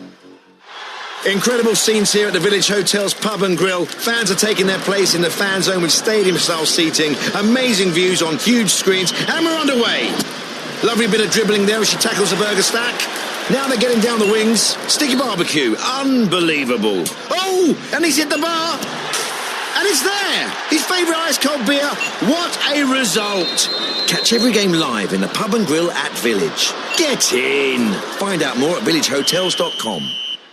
The season's in full swing and it's action-packed. Make sure you're all over it with the Sun's free pull-out goals. With expert opinion and tactical analysis, you get it all with goals. And with unrivaled news from the Premier League to League Two, it has to be goals. Stay up to date on all the latest football action. Get your free copy of Goals every Saturday, Sunday and Monday, only in the Sun. We all fantasize about our perfect home. Watching the big game, cozied up in the snug. Another 7-0 win! Balmy summer nights with the kids playing on the lawn. We're playing real-life football! But come on, this isn't real. Listen, if you're serious about making your fantasy a reality, find out what your home is worth instantly with a free online valuation estimate. Get real about moving. Get on the market. Most common time to obtain an online quote between 1st of April 2024 and 30th of June 2024 was under 3 minutes. Excludes Northern Ireland. He's having a blinder. He's clipped the post. He's looking formidable. Then... substitution. His game might be over, but yours isn't. With Betfair's Safe Sub, your bet simply rolls onto the player coming on. Playing a different league with Betfair. Valid on selected leagues and markets only. Applies to singles, multiples and bet builder bets on qualified player outcome selections. Does not apply to odds boost. T's and C's and exclusions apply. 18plusgambleaware.org. And now, the weather. Outside, gloomy skies, a persistent drizzle and a chilly wind blowing from the west, north, east and south. But inside, temperatures of toasty warm with a high chance of comfy cushions, soft lighting and a smattering of snuggly throws. Come home to cozy. Discover textiles and lighting at your local IKEA now. IKEA, the wonderful everyday. It's another day at Screwfix, and so Mo Farah is learning the ropes. So, Mo, with Click and Collect, we get orders ready fast. So customers are out of here and back to their jobs in as little as 1 minute. What are you doing? Deep lunges. It's my warm-up. I need to be in peak condition for when orders come in. Love that intensity, Mo. Laser focused. You might even have what it takes to beat my PB one day. Back in the Mo. Click and collect in as little as 1 minute. Screwfix. No stopping you. Hi, just leaving work now. Sorry it's a bit loud. Basically, so I was thinking we could get Mackies tonight. Had a Big Mac on my mind all day, and delivery fee on the app is now from 99p. So, you in? Of course you are. Ha, love you. Bye. Exclusively on the McDonald's app. 18 plus. Service fee and small order fee may apply. Participating restaurants. Serving times and T's and C's apply. Kick off live on Talksport with Sky Sports. Stream the biggest Premier League games flexibly with Now. Like West Ham versus Brentford live today. Search Now Sports. 18 plus. Stream via internet. Terms apply. The football animal is alive. Kick off live on Talksport. It would be a new low if they lost here tonight. The Hammers have never begun a league campaign with 4 successive home defeats. It's hard not to come here and feel a little bit negative about it. We tend to come here when West Ham don't win games. Coyote, his cross into the boxes, dollied up, flicks, and then onto the back post where Thiago has hit the top of the crossbar. Oh, that's a bad miss. Poor from West Ham. They're regressing here. Ball into the box again. Damsgaard with a header. He's hit the outside of the post. Ouattara with a looping header. And it's going towards the far post. And they could take no chances again. They've missed so many chances. West Ham have been so fortunate not to concede. Back for Thiago. Good save initially by the goalkeeper. And it sneaks in on the rebound off the inside of the post. And Thiago has given Brentford a much-deserved lead. West Ham United have been absolutely pathetic tonight. For Damsgaard, and then Thiago's through again. He pokes it over the goalkeeper. It's 2-0. Gareth Gillett is overturning the decision offside. It's a half-empty stadium. The boos have rung out. They truly were awful first half. West Ham, they're out early for the second half. Brentford on their way out. West Ham so bad, and they are making changes as well. After defeat at Arsenal a couple of weeks ago, Nuno said West Ham working on the basics, working on organisation, working on pressing, working on being aggressive. They've not worked hard enough, have they? As one West Ham fan said to me at half-time, this is worse than Potter. West Ham 0, Brentford 1. Second half on Talksport. Danny Murphy, Sam Matterface. 3 changes at half-time. Matheus Fernandes is off, so is Ollie Scholes, and so is Kyle Walker-Peters. And actually the team has a little bit more of the look about it that we maybe expected from the off, with Mavropanos coming into what is now going to be a back 3 for West Ham, with Diouf playing on the left-hand side as a wing-back and Wan-Bissaka on the right as a wing-back. A little bit more conventional, Danny Murphy. What will it change? Well, it'll give them real presence in the wider areas when they're attacking, with the power of Wan-Bissaka and Diouf. They can also sit in and help the back 3 and create less space, or give less space to this Brentford front 3 have caused them all sorts of problems. And then it should allow, with the wing-backs, it should allow Somerville and Bowen to concentrate more on attacking and creating rather than defending. It's right to do something. Underway at the start of the second half. Mavropanos immediately just kicks it long through the middle of the pitch. West Ham in claret shirts, white shorts, white socks, attacking the goal away to our left, and all in light blue with flicks of pink and claret. And Brentford coming towards our right, and they're going down the left-hand side now with Schade. A tackle comes in from Wan-Bissaka, one of his brilliant slide tackles that pokes the ball out to the far side. But even that in a foot race, just matched him. Wins the tackle. The problem West Ham are going to have by playing wing-backs is that who's going to go out to the full-backs of the back 4. It's the same old problems when you come up against wing-back 5 at the back and 4 at the back, is the Brentford full-backs should get out. So there's going to be loads of different battles we'll see now, but at least he's done something. Here is the long throw from Coyote into the penalty area. Flick over the top of the bar by Todibo, and it goes out for a corner kick to Brentford, the away team, who lead by a goal to 0, and only by a millimetre in a subjective offside decision do they not lead by 2 goals to 0. Their 15 shots in the first half is their joint most in the opening 45 minutes of a Premier League game. They also did it against Burnley in October 2023. But it shows you how much they were on top in the first half. Here's the outswinging corner from Damsgaard. Thiago arrives for the header, but maybe just got underneath that. And he heads the ball out on the far side and away for a West Ham United throw. Brentford have won more Premier League games against West Ham than any other opponent. They've won 8 of the last 12 league meetings since October 1953. The ratio has slimmed up and gone the other way in the last few seasons after they won the first 5 Premier League meetings, but they're certainly on top in this one. What can the changes do for West Ham? Mavropanos, one of those, heads the ball down into the path of Todibo. Then Wan-Bissaka infield to Souček, and then back to Todibo once more. He clips it forward. The only issue I have with the changes, Danny, is that you still don't really have the focal point up top for West Ham United, someone for them to hit. Yeah, I'd have put Callum Wilson on and dropped Paquetá back into central midfield and taken off either Irvine or Souček, because what Paquetá does, he'll get the ball in tight spaces, he'll demand it off the back players and get you playing a bit more.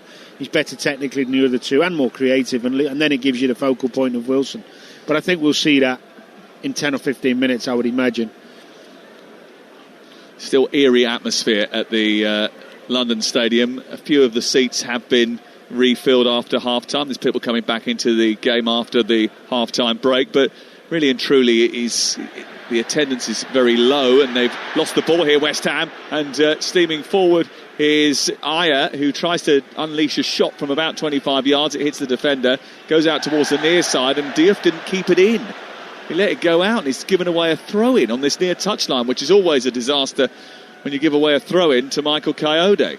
Good again from Ayer, though, wasn't it? Really proactive with his play when he gets the ball. He's just bursting forward using that athleticism and confidence that he's got, even though he's playing in a position that we don't normally see him in. I know he's played there a couple of times before, but... Semi-automated outside technology is back in play now as the throw-in goes back into the box. It's headed away by the middle of the West Ham defence, comes back towards Ayer. It's left. He's in an offside position. The flag is up. Areola comes out, bowls it forward. And there was an opportunity to get it out to Bowen far side. They declined that opportunity. It's gone from Diouf to Somerville. He's scampering forward at pace, though. He's got Bowen to his right. He's still going. He's decided to shoot and wasted that breakaway. And he's ballooned the ball into the crowd away to our left-hand side once again. Doesn't really matter that he ballooned it. It was great, positive play from Somerville. Exactly what you want to see. Picking that ball up on the left where we know he's most comfortable. Moving inside the pitch, committing people, really good. Don't mind that. Much better. Here is the clearance from inside the penalty area away to our left by Caoimhin Kelleher up to the halfway line. It's headed out of play on this near touch line. And it's away for a throw-in, which Coyote will take inside his own half this time. This is Talksport, Monday Night Football. Semi-automated offside technology went out because I don't know if you've noticed, but your Roblox didn't work today, your Snapchat, your Zooms, calls were down. Some of our podcast technology was a bit befuddled earlier on. You're not on Snapchat, as well. are you? I'm not. I just saw that it was out. Oh, okay. And I know that some people still use it. Here is Wan-Bissaka over on the right-hand side. Those servers back up now and semi-automated technology is back on. Here is Wan-Bissaka steaming forward, down the right, looking for Bowen. Bowen trying to get towards the edge of the penalty area.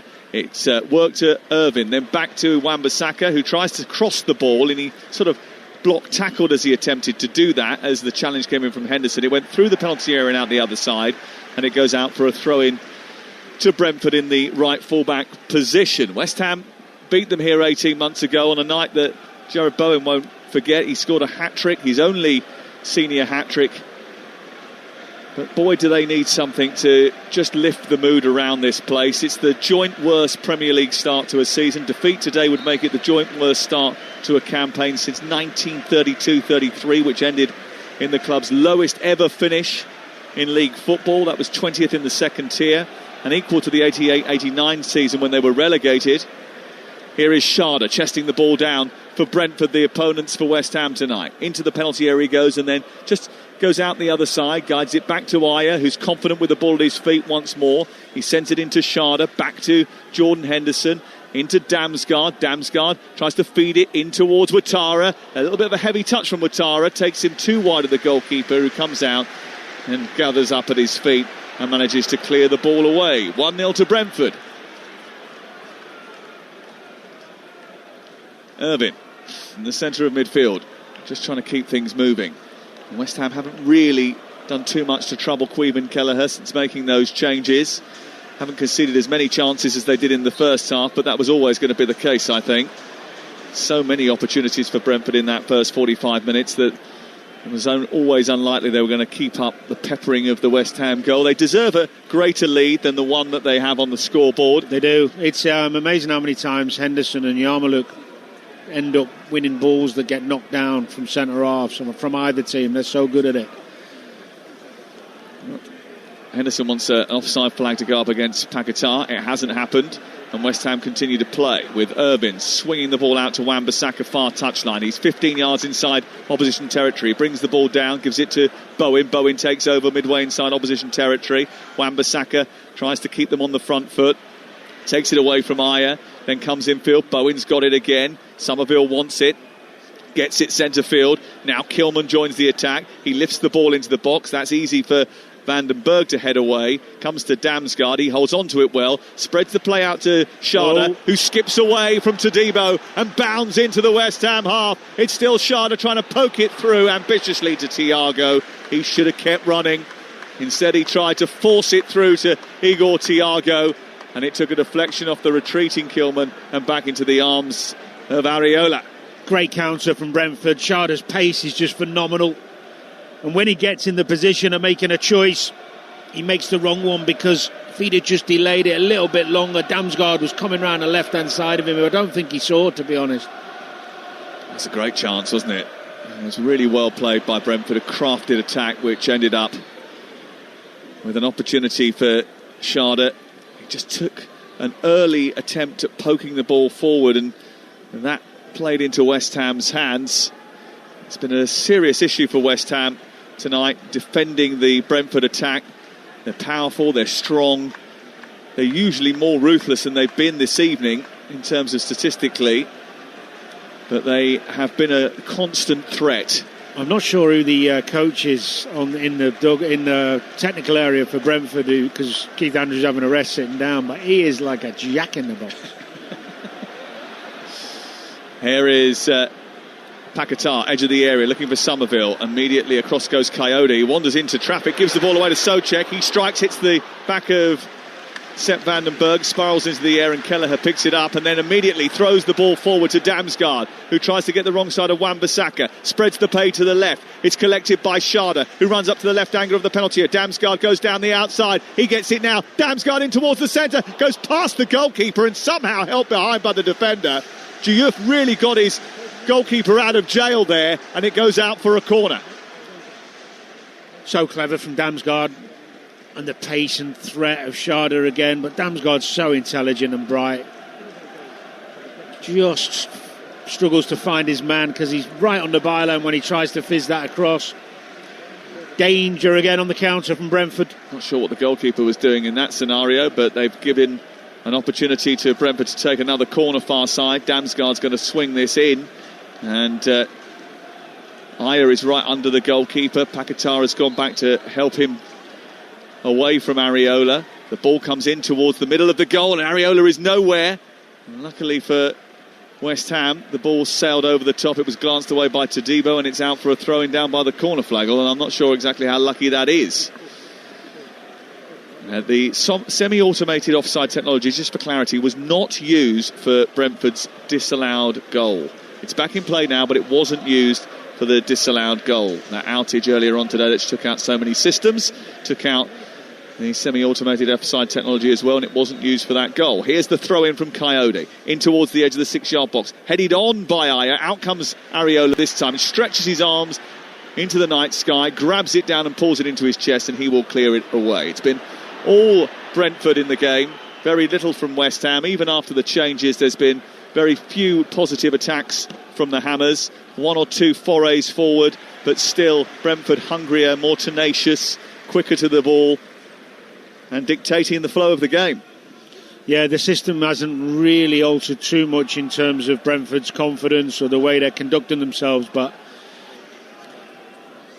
it has given West Ham a little bit more width, a little bit more composure as well, but still can't threaten the goalkeeper, can they? Given away by Wan-Bissaka. Yarmulke runs into traffic. Sharda, though, is funneling back for Brentford. He does brilliantly to hold on to it and then turns it through his own legs and into the path of Coyote, who's strong, robust, and a very good signing after a loan spell on a permanent basis. Up into Damsgaard. Damsgaard charged forward. The gap appears and he runs through it. Across comes Wan-Bissaka and produces a brilliant slide tackle. The ball turns over, but not for long, because Yarmulke is there again. Terrific little player. Wins it back, turns it forward, out towards Damsgaard, who turns away from Wan-Bissaka. Wan-Bissaka trying to hold on to him, pulled him back, free kick. See, one of the problems West Ham have got in the middle of the pitch, Irvine and Souček don't have the athleticism to get around.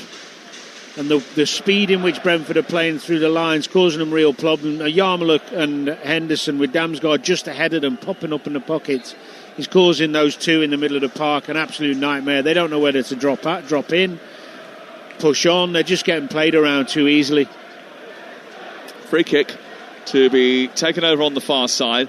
Henderson's delivery is deep towards the far post. It's headed down by Ayer, but it came off the top of his shoulder, I think, and didn't go where he intended it to. Cleared away eventually by Diouf, and then back in by Coyote. Not the greatest ball forward. Diouf's attempt at a clearance wasn't great. Ayer putting his body on the line alongside Irvine, who eventually chests it down, helps it into the air. It's another nothing pass, and Damsgaard's got it back again. 58 on the clock, 1-0 to Brentford, who deserve much more. And it's Talksport with Sky Sports. Don't forget that with Now you can stream all the Sky Sports action flexibly, like West Ham versus Brentford live right now. Search Now Sports. Up it goes towards Ouattara, away by Kilman, flicked in by Diouf, then on to Irvine, into the chest of Bowen. Bowen can't get it back to Diouf. Diouf tells him to calm down, not rush things. Bowen, a wry smile from him. And the ball goes out for a throw-in once again. Something needs to change for West Ham. They're fortunate that it's only 1-0. They're still in it. And as a result, there's always a chance, isn't there? You know, things can change very quickly in these matches, and we've seen that over the course of the season so far.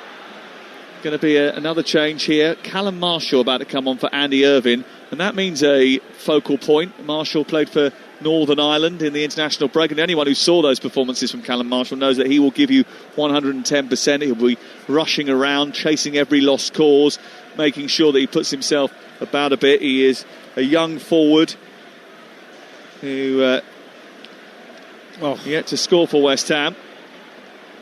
Here is what Callum Wilson must be thinking. Penny for his thoughts. So that's a question maybe for the phone in later. Here is Damsgaard producing a cross into the box, looking for Schade, headed away by Mavropanos.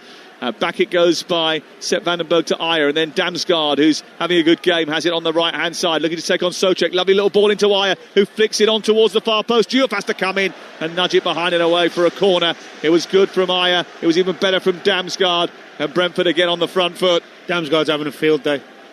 His football IQ, the setup of the team, the way it works for him. He goes in the pockets, he finds spaces.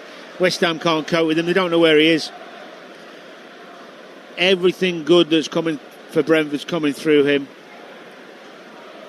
Whether it's setting up the move deeper or whether it's in the final third, making those little passes. Absolutely, and here he is on the ball again, sending a cross into the near post, and Vandenberg gets up there and glances his header well wide. He goes out for a goal kick, but that was a delicious delivery, and he really attacked that. The Dutchman got away from his marker, came across the front post, headed it on the edge of the 6-yard box, and it went wide. Marshall comes on, off comes Andy Irvine, and a change of shape again, with Marshall going up to lead the line for West Ham, and he gets a ripple of applause there behind him here. I think the system stayed the same. I think Paquetá just drops into where Irvine was, like I suggested before. Just someone braver on the ball, someone more confident. System stays the same, but the approach is different because you've got someone who is going to stretch him behind. Sorry. I didn't realise that's what you said. It wasn't really. I wasn't actually trying to catch you out. We're seeing pictures at the moment of Callum Wilson, who I'm gobsmacked he's not bringing him on because he's such a physical presence, such a focal point. It's not the only senior player that's not involved tonight. We've mentioned James Ward-Prowse. Here's Coyote coming forward, left-footed ball into the centre. Schade hits the crossbar with a thumping header, and it comes back out, and that West Ham goal is leading a charmed life again. What a cross from Coyote, what a header from Schade, but how did it not go in? Well, the longer the game goes on, the more you start thinking West Ham might sneak something out of this game because they are second best in every department. Schade's got it again, plays it into Ouattara, edge of the area. Todibo does just enough to stop him from progressing into the box. Wan-Bissaka gets hold of it. The West Ham crowd want to urge them on. It's not full by any means. It's about, half full right now, maybe 2/3 if they're lucky, if we're being generous. But the West Ham players need to try and invigorate what's left of this crowd. Somerville into the centre. His cross steered away by Collins. Back in by Souček. Poor ball forward. Collins gets it back to his goalkeeper. Kelleher takes it wide of the post and kicks it long and clear. 1-0 to Brentford. And all the while it stays 1-0, there's always that hope in the back of your mind that West Ham can rescue something. They deserve absolutely nothing from the game so far, because if you look at the statistics are quite damning. It was a brilliant cross, wasn't it? Great cross, and then the header, the timing of the run, everything was perfect. He just couldn't get over it enough. It's a bad miss, really. Here is Bowen down the down the right-hand side, but Thiago cobs across and gets there because the ball into him from Souček was so tepid. Let's have a look at the first half, the statistics overall. 19 shots, for Brentford. 5 shots for West Ham, only 1 on target in the game. In the second half of the game, though, really interesting. Neither team had a shot on target, but Brentford still had 4 shots to West Ham's 2. Yeah. Here is Paquetá sending it behind Somerville. Poor ball goes out of play and away for a goal kick away to our left-hand side. You know Espirito Santo. Obviously, you haven't been here very long. You've absorbed many of the academy coaching staff as your coaching staff here. What will you be thinking having watched this team's performance tonight? How much work do you think you've got to do? Well, I think he knows when you come into a club who's lacking confidence and lacking wins, there's going to be some time to rebuild that. But he'll be learning more about individuals at the moment and who's capable of doing the work he needs to be done from a defensive point of view, who can play in what position, who's got the legs. Be learning that every day, and he'll have learned a lot tonight because they have been really poor in most areas of the pitch. Ball has been sent forward to the edge of the penalty area. It's spooned away by Vandenberg. Goes out for a throw in which Diouf wants to get moving quickly. Gets it back to Paquetá. Onto his right foot. He clips the ball towards the edge of the area. That's but out comes Kelleher and grabs that rather easily and will clear it away. Paquetá's not been anywhere near his... No. You know, for the levels he's got. Now, you could argue because he's been playing higher up the pitch, he's been starved of the ball, but now he's dropped into midfield. He's got to get on the ball and start trying to dictate play a little bit. You wonder whether or not there's a greater sense of malaise about this team, though, because this is not something that's happened in the first few weeks of Nuno's reign. It's not something that's happening just in the first few weeks of this season. If you go back the 6 months that Graham Potter was in charge at the end of last season, they weren't great. And before that, under Lopetegui. Here is Yarmouk steaming forward, getting towards the edge of the West Ham penalty area. Releases Coyote, who's crossing to the box. He's going to be picked off by Areola. Wasn't the best of deliveries, and he's done a few decent deliveries tonight. That move wasn't one of them. That move was started by a lovely little flick around the corner from Damsgaard again. Just got a great awareness of where people are. Spatial awareness, really, really clever. For someone slight and not the quickest, just shows you what a real footballing brain can give you. Just that constant ability to find people in space. Well, the ball's gone out of play again, rather cheaply from West Ham. Damsgaard, terrific player, burst onto the scene at Euro 2020 when he scored that free kick against England. He took a little while to find his feet, but he is a wonderful player, and he's always been sort of touted as the heir apparent to Christian Eriksen in Danish football circles. Yeah, it's a good comparison because Eriksen wasn't particularly robust or dynamic, but just super clever, technically very, very good. Maybe not quite up to the level of Eriksen at his best, but still that type. There we go again. Dropping into a pocket on halfway, picking the ball up, running forward, then sending it down the right. Ball. And it's a lovely ball for Thiago, who shoots it against the goalkeeper, who makes the save. He might have been in an offside position there. As it comes back to the edge of the box, Damsgaard was joining, but he was halted because the flag went up. But that was a delicious ball from Damsgaard, dropping in just on the halfway line, turning, and there was lots of space to run into there, Danny. He was offside, Thiago.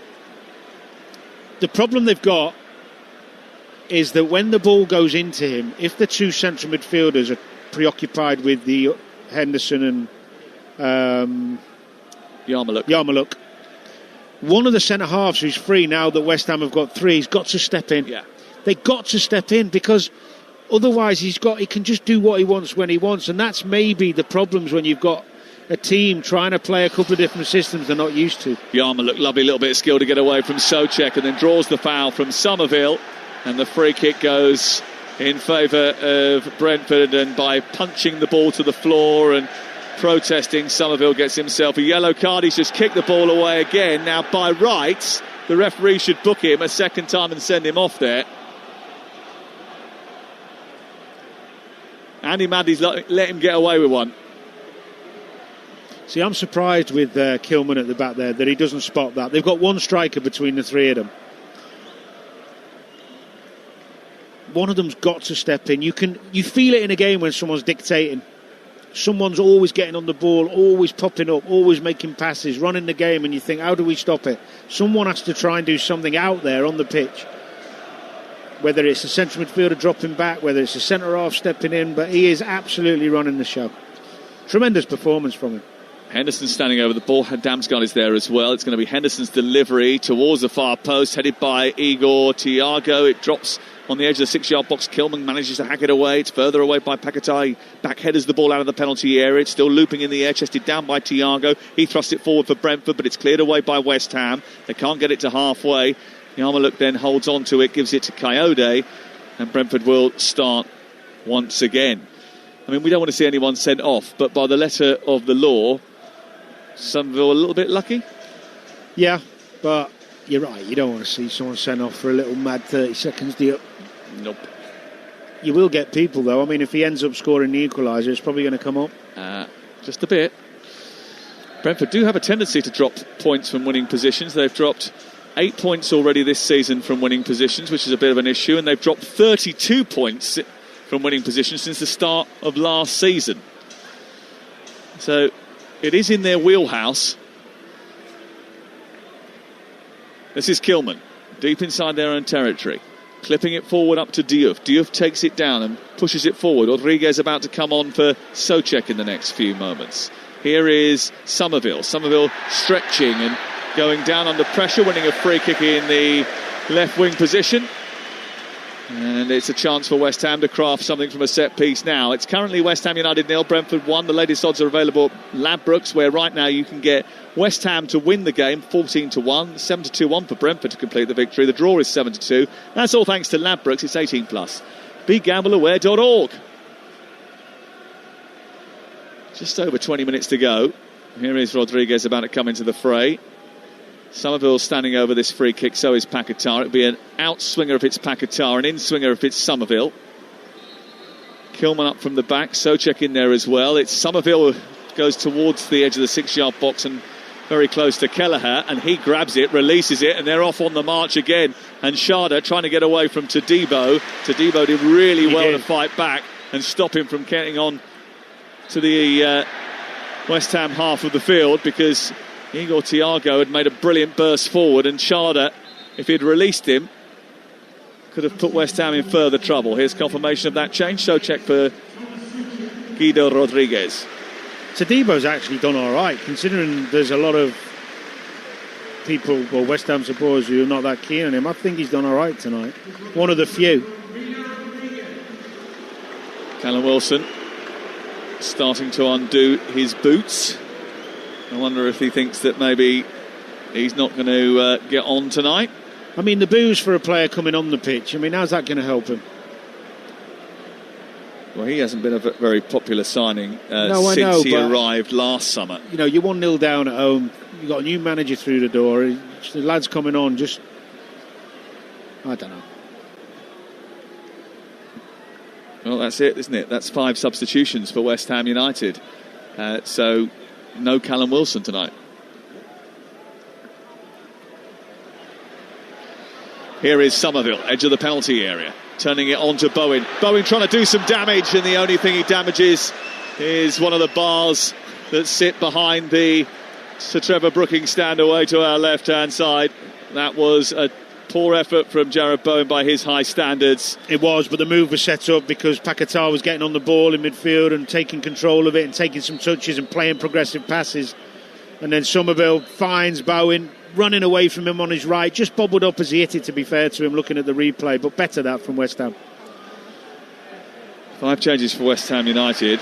Yet to have a change for the away side, who lead by a goal to 0. I wonder whether or not they'll mix it up in the next few moments. Certainly Keith Andrews is talking to his coaching staff now about the possibility. They don't want to entertain any sort of idea of a swing in momentum. Not that West Ham are rushing the ball forward here. Somerville into Diouf. Diouf tries to poke it down the touchline. Coyote is easily going to get hold of that. And then it goes back to Kelleher, who clips it towards halfway. Thiago in with a fight with Mavropanos, who wins the header. Nice. Down by Collins. Infield it goes to Henderson. Out wide to Damsgaard. Damsgaard out to Ouattara near touchline. Tight to the chalk, about 15 yards inside West Ham territory. Brentford bossing possession, bossing everything really. They've looked a more accomplished side, a more refined side than West Ham, who have looked a little bit ragtag today. Yeah, they look, considering the places in the table are so close, they look miles apart on tonight's performance. Collins is a good player as well, isn't he? Very calm on the ball, just nice and experienced, knows when to get rid, knows when to take a touch. Ball over on the far side with Aya. Aya trying to hold off Wan-Bissaka. And was eventually pulled by Wan-Bissaka, and the referee gives the free kick in Brentford's favour. Brentford averaging just 39% possession so far this season in the Premier League, second only to Burnley. They've had 56.2% possession today, which is amazing. It'll be the first time they've had over 50% possession in a Premier League game this campaign. And Thomas Frank actually had got them into a bit of a trend, really, where they'd started incrementally over the seasons that he was in charge to have more of the ball. It'd gone backwards a little bit at the beginning of the season, but, I mean, they've absolutely enjoyed a lot of the ball tonight. Well, it's understandable as well, going backwards a little bit when they've lost the quality they have. Actually, my question to you after I'd written that statistic down earlier was, is this needs must because of the loss of key personnel? And you've answered it. That's exactly what it is. Here is Wan-Bissaka, Somerville, space out wide on the left for Diop. He didn't get the ball out to him quick enough. Ouattara just held him up a little bit. Here is Somerville still on the ball into the D where Marshall's trying to turn. He runs into Damsgaard, can't get hold of it. Damsgaard gets it back to Sharda, and now there's a chance for Brentford to break, and it's led by Yarmuluk, who carries the ball so well. Out to the left he goes. Thiago trying to get on the end of it, but the pass into Thiago is just a little bit too far in front of him, and Mavropanos' clearance comes off of Thiago. It goes out for a throw-in over on the far side. Two Brentford changes, and Damsgaard is coming off, which is a little bit of a surprise. On comes Vitaly Janalt, and the other change is Dongo Ouattara being replaced by Keane Lewis Potter, who's about to come on. He's been on the bench for the last 3 Premier League games, including tonight, having started the previous 40 matches for Brentford. Well, I mean, if we're thinking, I don't know if those guys have both been away on international, probably, but the Damsgaard one surprises me because he looks so comfortable. He's the one who's just making things happen for them, but maybe they're thinking, 75 minutes, they don't need to score again. Let's make sure defensively we're really sound. Ouattara's put a hell of a shift in. He has tired a bit second half. He was better in the first half than he's been in the second. But that's the advantage of having a good squad, I suppose. It wasn't evident in the first half, but everything is a lot tighter with Brentford. Its operations shut down. They're shooting less, but they're conceding fewer shots over the course of the season so far. It's been about staying in games, but this might be about staying in front in a game. And they've done that very well so far this campaign when needed to. And to get their first away win of the season will be a real feather in the cap of the manager Keith Andrews, having lost all of their previous 3. And this is a team that could do with a bit of help on the road. Their travel sickness, which had been alleviated under Thomas Frank, has just crept back in again. Here is Thiago holding the ball up after a good leap from Sharda. He helps it to Aya. Aya does well, gets a tackle which he thinks is a foul. The referee says play on because Brentford have got the ball. Henderson has it, then kicks it out of play because they want treatment for Christopher Aya. The medical staff about to come on. Tomorrow night on Talksport, Newcastle take on Benfica. It's live on Talksport. We're really looking forward to this game. It's going to be absolutely huge. The atmosphere is going to be brilliant, and we can't wait. Eddie Howe been speaking about Jose Mourinho today, saying how much he admires him and pointing to his great achievements. Mourinho worked under Bobby Robson, the former England manager, in his time at Sporting Lisbon, Porto and Barcelona. He was a translator, became a coach and learned all about the folklore of Newcastle. Called himself a mini magpie at one stage. Frankfurt against Liverpool is Wednesday night's offering from the Champions League. And Thursday night we've got 3 games from the Europa and Conference League, which is impressive. And Jose Mourinho was signing autographs for Newcastle fans earlier in the day. Such as his popularity everywhere. By the way, the PGMO have been in touch with us about Somerville. You know, the double yellow card, which he didn't get. Purely down to the referee's judgment. Believe he's taken it as just one ongoing incident, not one that VAR could get involved in, obviously, because it was a second yellow. So that's the view of the PGMO.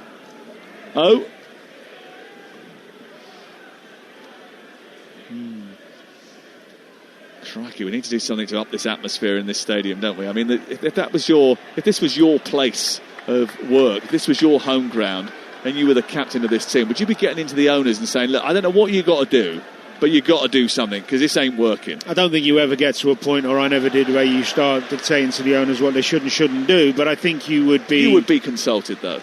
Yeah, but then you could have some opinions. I think playing in a stadium like this, you need to be a hell of a good side to get it going constantly, because of it's so far away from the pitch and so used to what these West Ham fans like and enjoy. And the players, because they're not the best squad or best team in the world, teams come here and it's easy, it's comfortable, the pitch is huge. There's not that intimidating atmosphere when you go to, when you go to certain other places where you feel like the fans are on top of you more and you hear every word. It's so comfortable for the away teams. They always look really comfortable. Kayode back to Yarmulke. They're in the advanced right position here into Thiago. Thiago shoots at goal. It's parried by Areola. Comes back out to the edge of the area, and Brentford win the second ball once again. It's up to Yarmulke. Little flick. He's playing with confidence now. Kayode tries to play it down the side and return it to him.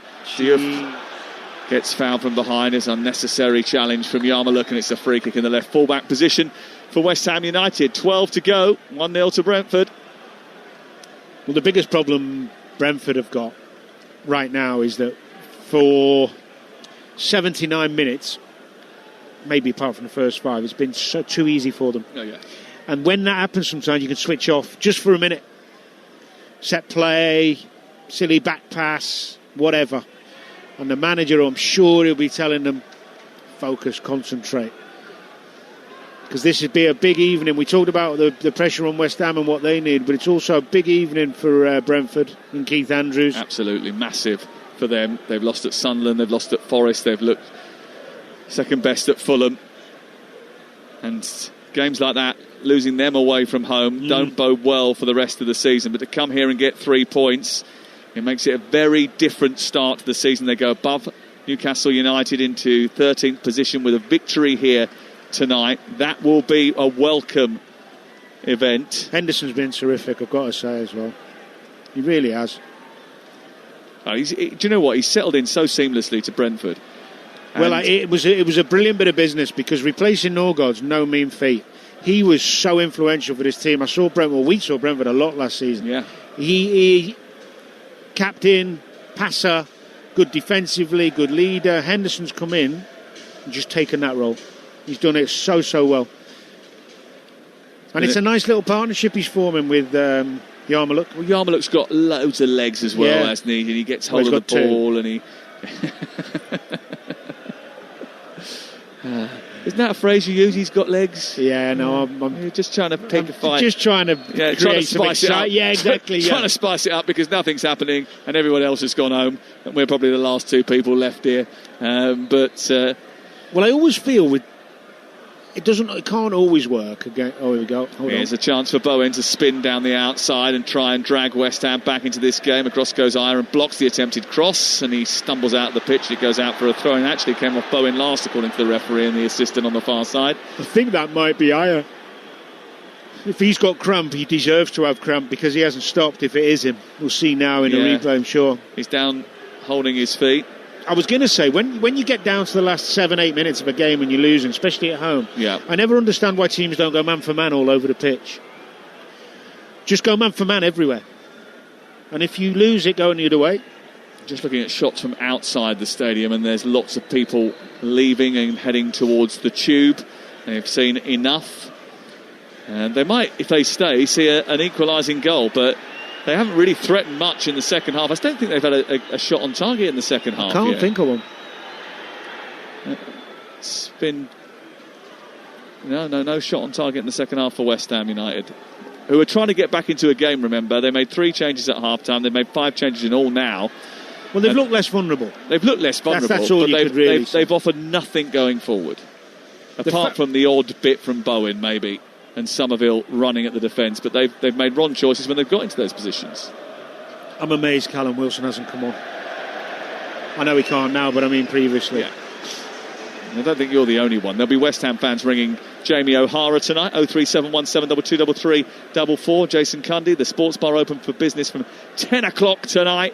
The boys will take your calls, your voice notes on WhatsApp. 03717 22 33 44. You can WhatsApp that number, you can ring that number, you can voice note that number. They'll take everything. Sports Bar open for business when we finish here.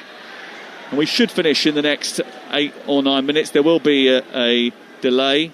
There was a lot of added time at the end of the first half.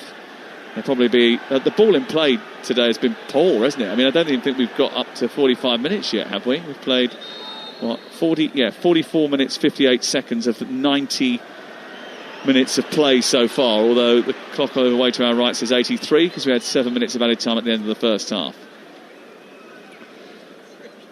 Here is Areola from the edge of his penalty area, kicking it long. Ayer goes up for a header with Bowen, glances it out for a throw-in halfway inside opposition territory. Ironic cheers from those left on the far side. The Billy Bond stand, because the decision has gone West Ham's way. It's with Wan-Bissaka now, throwing the ball into the chest of Bowen. It does go off him this time and out for a throw-in to Brentford. Remember, Brentford had a second goal ruled out for a tight offside that semi-automated offside technology wasn't available for. And that was a situation that could have been curtains for Nuno Espirito Santo. It could have actually lifted West Ham and propelled them forward in the second half. Is that a foul throw over on the far side? Oh dear. Well, there's a foul throw, or was it? Or it might have been a foul as the ball came in from the throw, because Mavropanos has done something to the inside of his leg and he's gone down. Doesn't look particularly comfortable. 85 minutes on the clock now. Oof. He's slowly, gingerly getting to his feet. I think it is going to be a free kick, actually. He looks like he's done something there, doesn't he? Yeah, he's sort of rabbit hopped off the pitch. He's jumping on his bum off the side of the pitch. Holding his hamstring, I think. That's a real problem. He's got a real issue there as Mavropanos. Yeah, his hamstring has gone, and that's another problem for Nuno Espirito Santo to deal with. Here's Somerville coming forward. Remember, they've used all 5 of their substitutes, so they have no more replacements. Here is Yarmulke picking the ball up. They've got now a 2-man advantage because Somerville is down as well, and Brentford are coming forward, and they've got Keane Lewis Potter on the ball. His left-footed shot towards the far corner is a whisker away from making it 2. It was a brilliant driving run from Keane Lewis Potter, who shuffled in on his left foot from 20 yards out. He drove the ball towards the far corner, and he was inches away from seeing it nestle into the top corner of the net. Right thing to do. It was on, and he's capable. Comes inside, he sees the gap. Oh, that's close. There's Somerville down. You've got Mavropanos on the far side with a hamstring pull by the looks of it. Somerville's up, he's okay, so they've got 10 at least. I mean, if I'm Mavropanos, unless he's ruptured it, get yourself on and at least stand and occupy somebody up front and do something.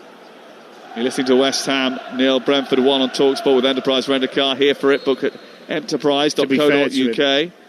Sorry, Sam. To be fair to him, does look pretty bad. It's bad. I don't think it's one he's going to be able to. I don't mean run off. I just mean occupy. Sometimes you can come on and stand there. Yeah, but I don't think he can even do that. He can't even walk. No, I'll take that back. And he's being helped, nursed round the pitch.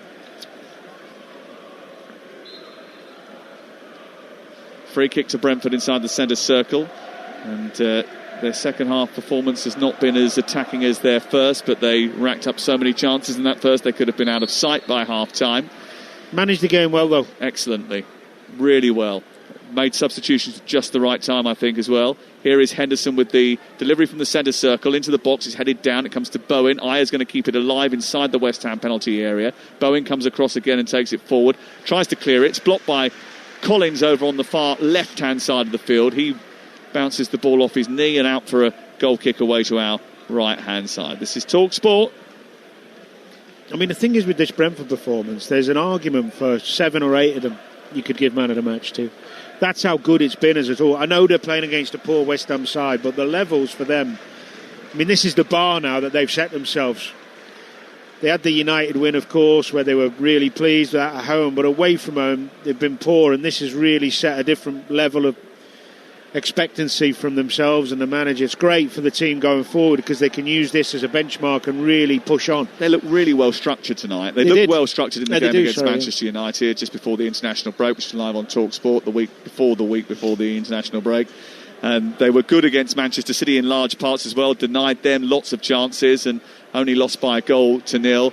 And they've come here tonight knowing that West Ham are in a bad place, and they have, for the large part of it, sort of eked West Ham that's a foul throw over on the far side. No, he's gone too far up the pitch. He's going to be sent back further down the touchline. But they've stopped West Ham from being able to do any real damage to them at all. They've denied them many chances at all. They haven't allowed too many shots on their goal. And they've created a lot, and they'll be a little bit disappointed not to have scored more goals. Mavropanos, by the way, has been picked up by a buggy over on the far side and driven back round on the claret carpet because he is that badly injured. So he's going to be out for quite some time. Here is Collins. And caught short there was Henderson, and Somerville was getting away. That's going to be a yellow card, and he had to take that yellow card because Somerville might have stolen in and had an opportunity to equalise for West Ham in the final minute and a half of the game. Well, he's cramped up, Henderson, and that's fair enough because he's ran himself into the ground. But that's a poor ball. I was complimenting Collins before. He's just got to. That's the confidence and cockiness that comes with an easy game sometimes. He's had a touch. He's had a second touch. He's chopped inside, and then he's give one to Henderson without seeing Somerville come behind and just rob him there of the ball. It's just that little bit of, I don't know what the concentration, word is. Because you've given a free kick away now, 10 yards outside your penalty area in the final minute of the game, which you've completely bossed, and it's only 1-0. They've made the change. On comes Jensen, and off comes Henderson, who gets a standing ovation from the Brentford supporters away to our right. And everyone's got to be concentrated here because they've changed the makeup of the defence at this set piece. And Paquetá is standing over it. He sends the ball to the far post. It's Thiago away. He glances it out to the far edge of the pitch, and it goes out for a throw-in and away for a West Ham ball down by the corner flag. 4 minutes of added time at the end of the 90 are going to be added on by the referee here. Wan-Bissaka thinking about taking a long throw. Oh no, that's the third player who's been told to take the throw in. It's Malik Diouf who's going to launch it in stoppage time. And he sends the ball into the near post. It's flicked on by Todibo. It's away by Vandenberg. Comes out as far as Wan-Bissaka, who's encouraged to shoot. It's whipped back in by Diouf. It's headed away. It comes back to Paquetá. And that goes out by the corner flag after a wild swing from the Brazilian. And that sort of sums up his and West Ham United's night. It goes behind and away for a goal kick. It remains 1-0 to Brentford. And the stadium sees a couple more bodies trickle down the exits. Yeah, it's a wild volley from Paquetá, and as you rightly said, Sums there evening up a bit. It's been a really woeful performance. I mean, he did try and make the changes at half-time, and they've been better defensively because they were all over the place first half, but they haven't been able to penetrate this back line of Brentford. They've really not managed to create anything but a half chance in this second half, and the big question mark for me is, okay, the first half's gone badly, you've made some changes, you need a goal threat. Why is Callum Wilson not brought onto the pitch? That's probably the biggest conundrum I'm looking at with this West Ham team tonight.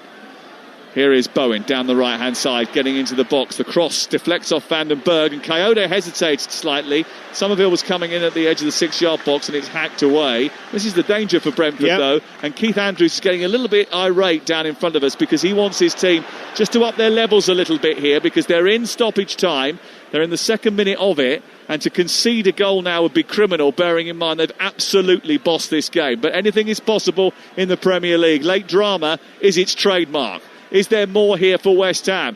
Diouf with a long throw. It's into the near post. There's a header away. It's collected by Yarmouk, and he volleys the ball over his head and into the centre circle and out of harm's way. Back it comes again from Wan-Bissaka. West Ham about to equal their worst ever start. Their worst ever start was 1932, 1973, 1988. Those pointed to really difficult, tricky seasons, and it's hard to see how they pull this out of the fire, where they get their performances from. They've got big games, tough games to come. All games in the Premier League are tough. especially at this stage of the season when you are desperate for respite. Leeds United, Friday night live on Talksport. Newcastle at home, Burnley at home, Bournemouth away, and then Liverpool at home. There's some fixtures that don't say inviting on the label. Any fixture when you're playing at home, this pouring of crowd are on you like they have been, and rightly so tonight, by the way.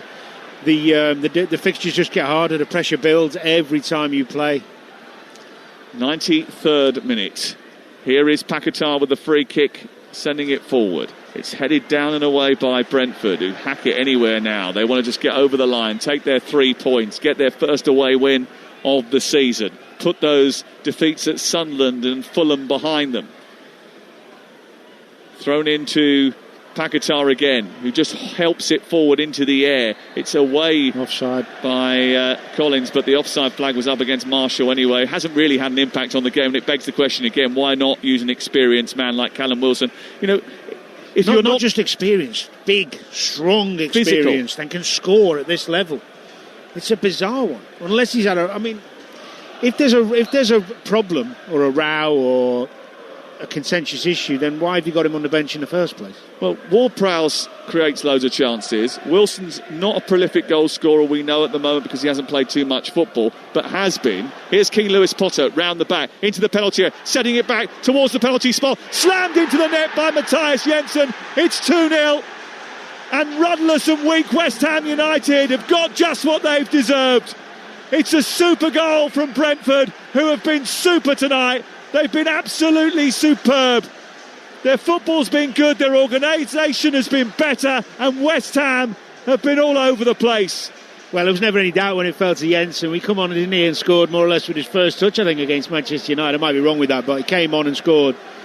And the composure he showed just to take the touch and whip it into the top corner. But great play down this left-hand side. Lewis Potter there, pull back. I've got to give Thiago a mention as well there, because the strength he showed, just to nudge Diouf out the way. You know, we're talking about Callum Wilson and the focal point of the line. He's done that so well tonight. He really has. They deserve it. They deserve the second goal. Absolutely. It is actually still not enough, really, for Keith Andrews. He probably thinks they should have more, but he will take the 3 points. He'll take the 2 goals.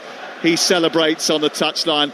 A smile as wide as the Olympic Park, because he knows that that's a crucial victory.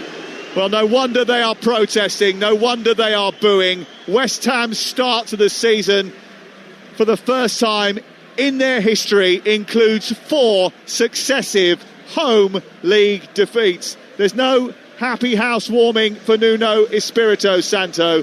The last time West Ham were anywhere near this bad at the start of a season, they ended up being relegated, and they are certainly in the mix this time around. 4 points from 8 games, second bottom, 3 from safety. No wonder it is toxic around here. There's hardly a West Ham fan still in the stadium. It's not on Nuno, but his start to home life in East London has not gone well. Whereas Keith Andrews, well, he is settling in nicely to that bus stop in Hounslow. It's all been rather too comfortable for his team tonight.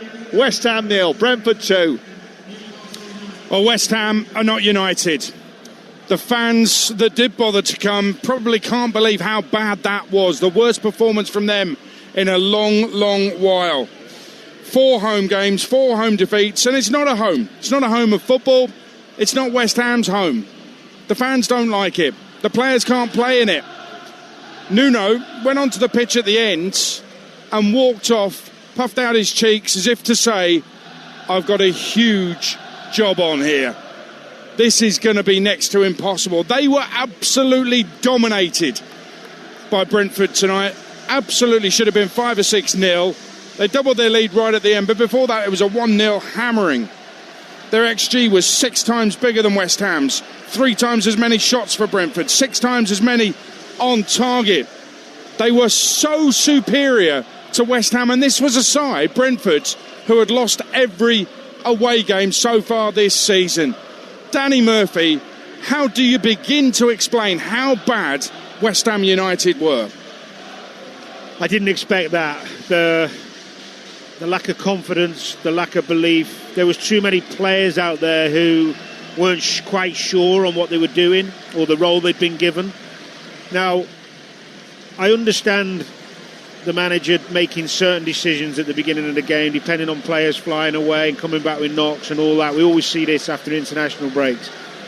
But the obvious strength of Brentford is real pace in wide areas, and he had 2 fullbacks on the bench who he brought on at half-time. So he recognised the mistake, but the reason he didn't bring Callum Wilson on, I'm baffled by, because, yes, again, make the decision, play 2 number 10s, false 9s. Maybe you're going to cause Brentford a different problem, but it didn't work. Bring your experienced guys on who know how to do the job. And he brought a young lad on up front who couldn't make an impact. Well, a couple of weeks ago at Arsenal, and listen, there's no disgrace in losing to Arsenal. They're the best team in the country at the moment. But he did the same. With half an hour to go, brought on Callum Marshall, and Callum Wilson was sitting there. And I made a joke about how he's told Callum to warm up and the wrong one's gone on. Since found out, it's a pay-as-you-play deal. OK, so he's on a low basic, Callum Wilson, and the big money is based on appearance and performance. So it's a pay-as-you-play, and he isn't playing. Well, let's hope to God that's nothing to do with it, because I've heard of that before in my day. I didn't know that was still good. That's ridiculous, because if you bring him, this team needs to stay in the division. It's going to be cheaper putting him out on the pitch and paying him if he scores you some goals and ruffles up defenders, you know, compared to losing the money of going out to the Premier League. Or if you think, well, if you're thinking pay as you play because he's had an injury record, why are you signing him? It makes no sense, does it? No, and look, that is as bad as you'll see, I think, from West Ham this season. Do you think it won't get any worse? No, I don't think it can. I think he's learning a lot about his players very, very quickly. I think he probably thought some of those he started tonight were better than they were. And it might be a blessing for him to see really quickly how some of them aren't up to that level. He's got to find a team quickly that he can settle on and trust in and get to at least to a place where they're harder to play against and harder to beat. He's got a big job on his hands, but I won't judge him just yet. That tonight, he made some mistakes, he recognised them, and he couldn't change the momentum of the game. But let's give Brentford some credit at the end of this, because that's as good a Brentford performance as I've seen this season. Well organised, super fit, well disciplined, threat all over the pitch. Well done, Keith Andrews. Danny, it's the first time I've seen Brentford this season. I've got no doubts they're staying up because of the organisation, and those players are clearly playing for him. Yep. And listen, we're going to get on to player of the match very shortly, and you're right. In commentary you said there's a number of contenders. So I'll tell you what we'll do that right now. Let's pick our man of the match with Enterprise Rent-A-Car. The Here For It hero on Talksport with Enterprise Rent-A-Car. Whatever it is, we're here for it. So there are a number of contenders, but who are you going for? Well, I won't go through all the candidates, be here all night. I'm going to go for Damsgaard, because the more I will look at the more I watch the game, and the more dominant Brentford were becoming was because of him and his intelligence. And actually, most of the chances had him involved in the build-up at some point. Even the goal that got disallowed, he was the one that got the pass through. So many times he makes the right decision to get them into the right areas of the pitch. But there was some terrific performances. I mean, it's funny because the manager now is going to watch that, see them play at this level and expect it all the time. They won't play that. They'll probably win games playing worse than that this season. But he's got a lot of good players there, who, as you rightly say, and it's really key. Forget tactics; they're all at it for him. Henderson, terrific. Ayer, left back. 6 foot. What is he? 6'2", 6'3", bombing forward, left back, making things happen. Collins. So many performances, just a superb performance. Can I just mention Jordan Henderson, because around the England inclusion of Henderson in the squad, there's a lot of controversy. A lot of fans are, why is Henderson in there? And we've seen why tonight. Yeah, but we've seen why tonight. Yeah, surely. I mean, he's still cutting it at Premier League level.